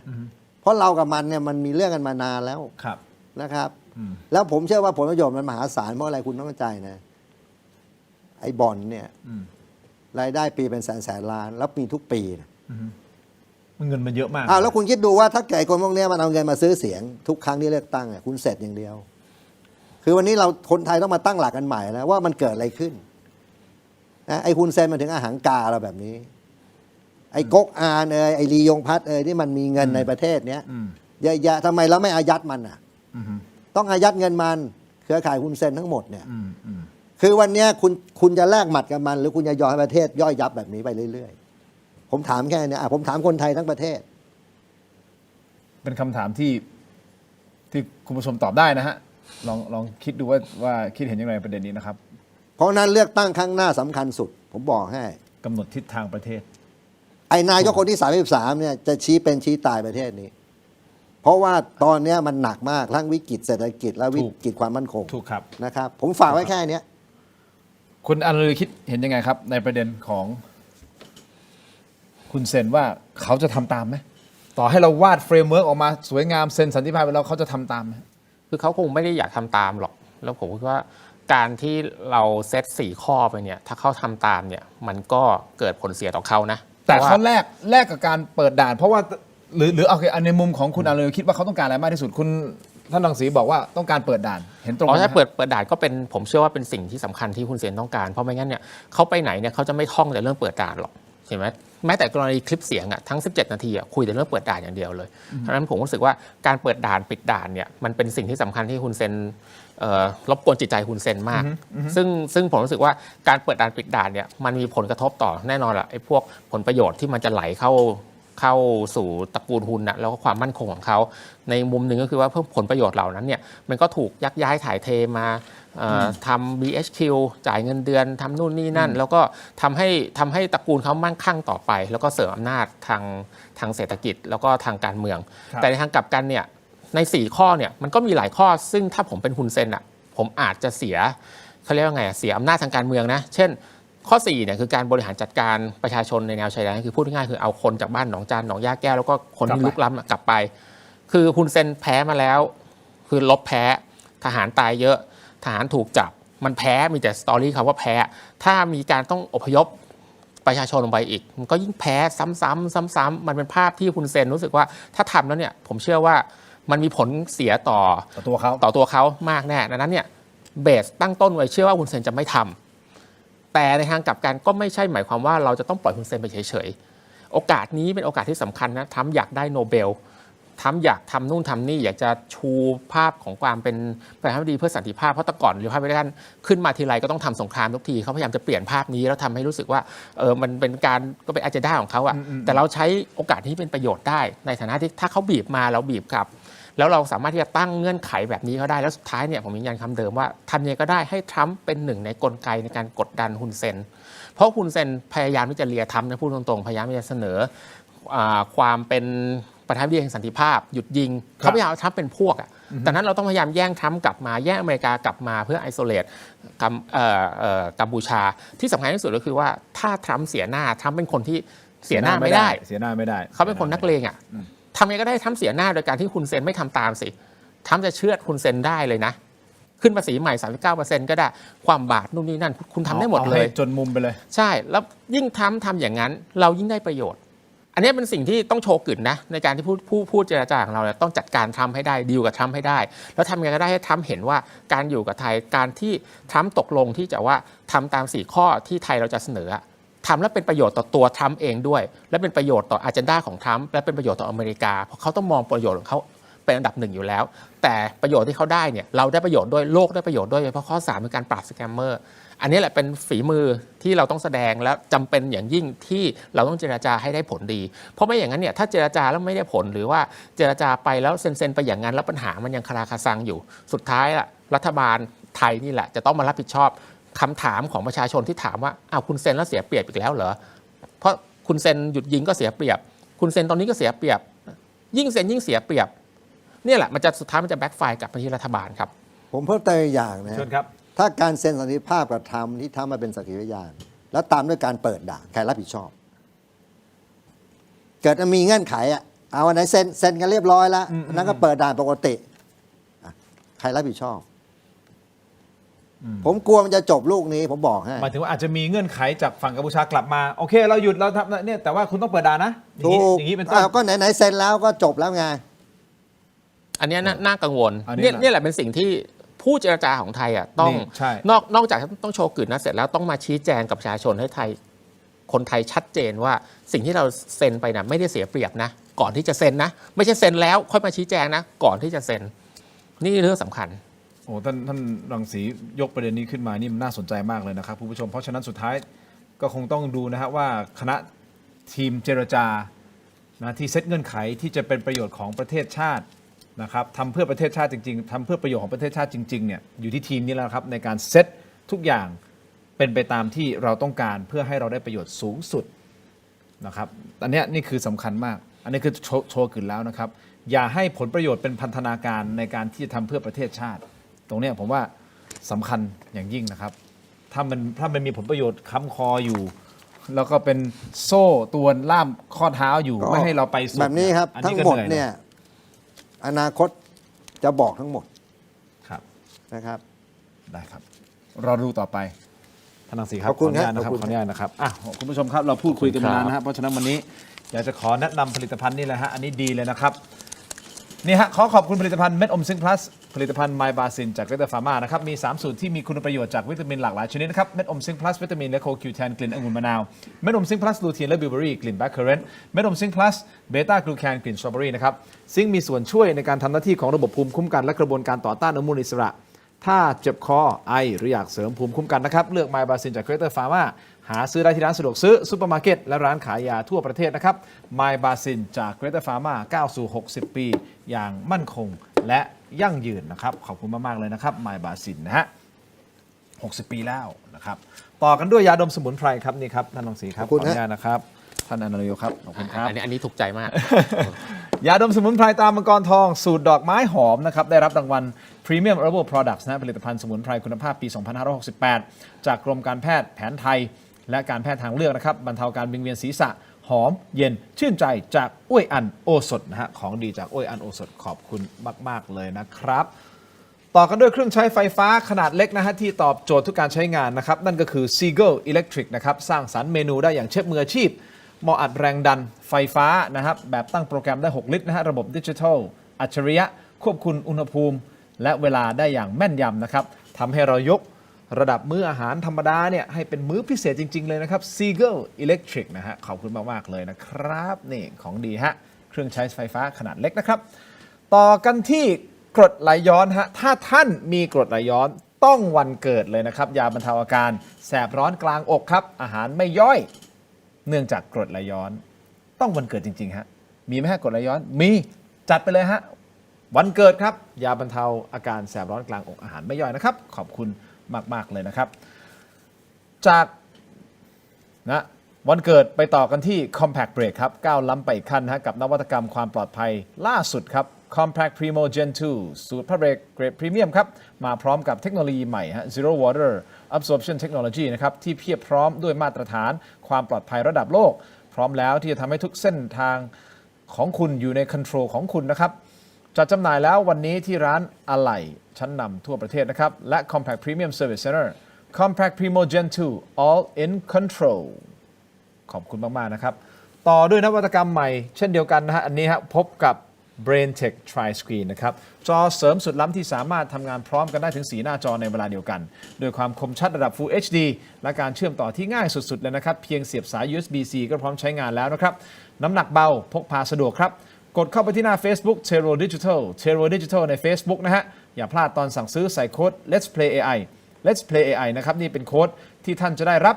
ส่วนลดทันที 2,000 บาทเลยนะครับ Let's Play AI นี่คือโค้ดที่ต้องใส่เข้าไปนะครับไหนๆก็ไหนๆละ Line Open Chat กันหน่อยฮะคุณผู้ชมครับ Line Open Chat ของเรานะครับ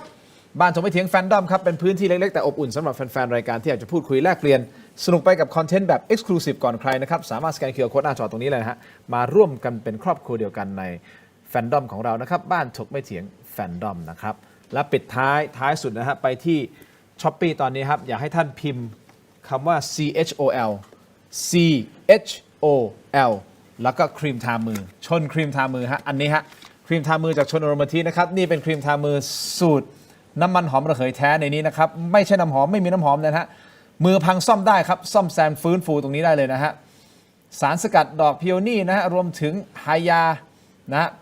าลูรอนิกนะมีสารสกัดต่างๆที่จะช่วยฟื้นฟูมือพังนะผิวแห้งกร้านเนี่ยฮะลดริ้วรอยฟื้นฟูได้เลยนะครับลองเข้าไปเปิดใจกันดูนะฮะชนอโรมาทิกนะเป็นแบรนด์ที่จริงๆขายในห้างใน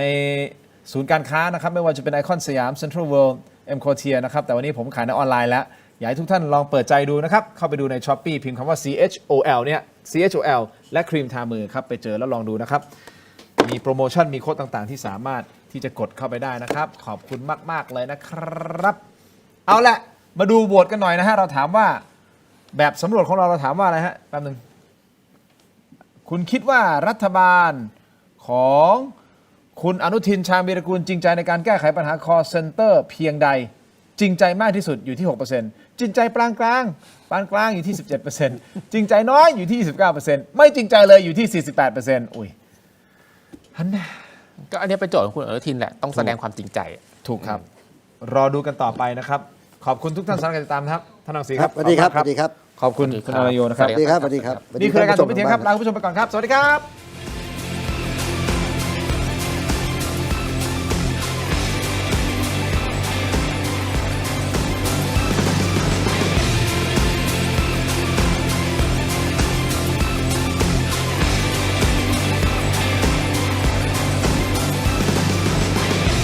มีคุณผู้ชมถามเข้ามามากมายนะครับว่าถกไม่เถียงมีวิธีการร้องทุกข์อย่างไรเรามีขั้นตอนง่ายๆดังต่อไปนี้ครับเริ่มต้นจากสแกน QR Code นี้เลยครับจากนั้นนะครับท่านก็เข้าสู่หน้า Inbox ของรายการถกไม่เถียงเพียงท่านกดคำว่าเริ่มต้นระบบอัตโนมัติจะส่งลิงก์ที่ทีมถกไม่เถียงสร้างขึ้นมาให้แก่ท่านนะครับรับรองว่าเป็นลิงก์ที่ปลอดภัยกดเข้าไปได้เลยครับเมื่อเข้าไปถึงหน้านี้นี่นะฮะแค่นี้นะครับท่านก็พิมพ์เรื่องราวร้องทุกข์มาได้เลยนะครับแต่ผมมีทริค3 ข้อสำหรับการร้องทุกข์เข้ามาในรายการถกไม่เถียงนะครับ 1. เขียนเรื่องราวร้องทุกข์ของท่านให้ละเอียดชัดเจนและสรุปโดยง่ายที่สุดนะครับข้อที่ 2 เขียนชื่อเบอร์โทรของท่านให้ครบถ้วนสมบูรณ์ที่สุดและข้อที่ 3 ถ้าท่านมีภาพคลิปวิดีโอกล้องวงจรปิดหรือหลักฐานต่างๆนะครับส่งเข้ามาที่ inbox ของเราได้เลยครับเพียงเท่านี้นะครับเรื่องราวร้องทุกข์ของท่านก็จะเข้าสู่ระบบหลังบ้านของถกไม่เถียงอย่างแน่นอนนะครับอย่าลืมนะครับเดือดร้อนไร้ที่พึ่งนึกถึงถกไม่เถียง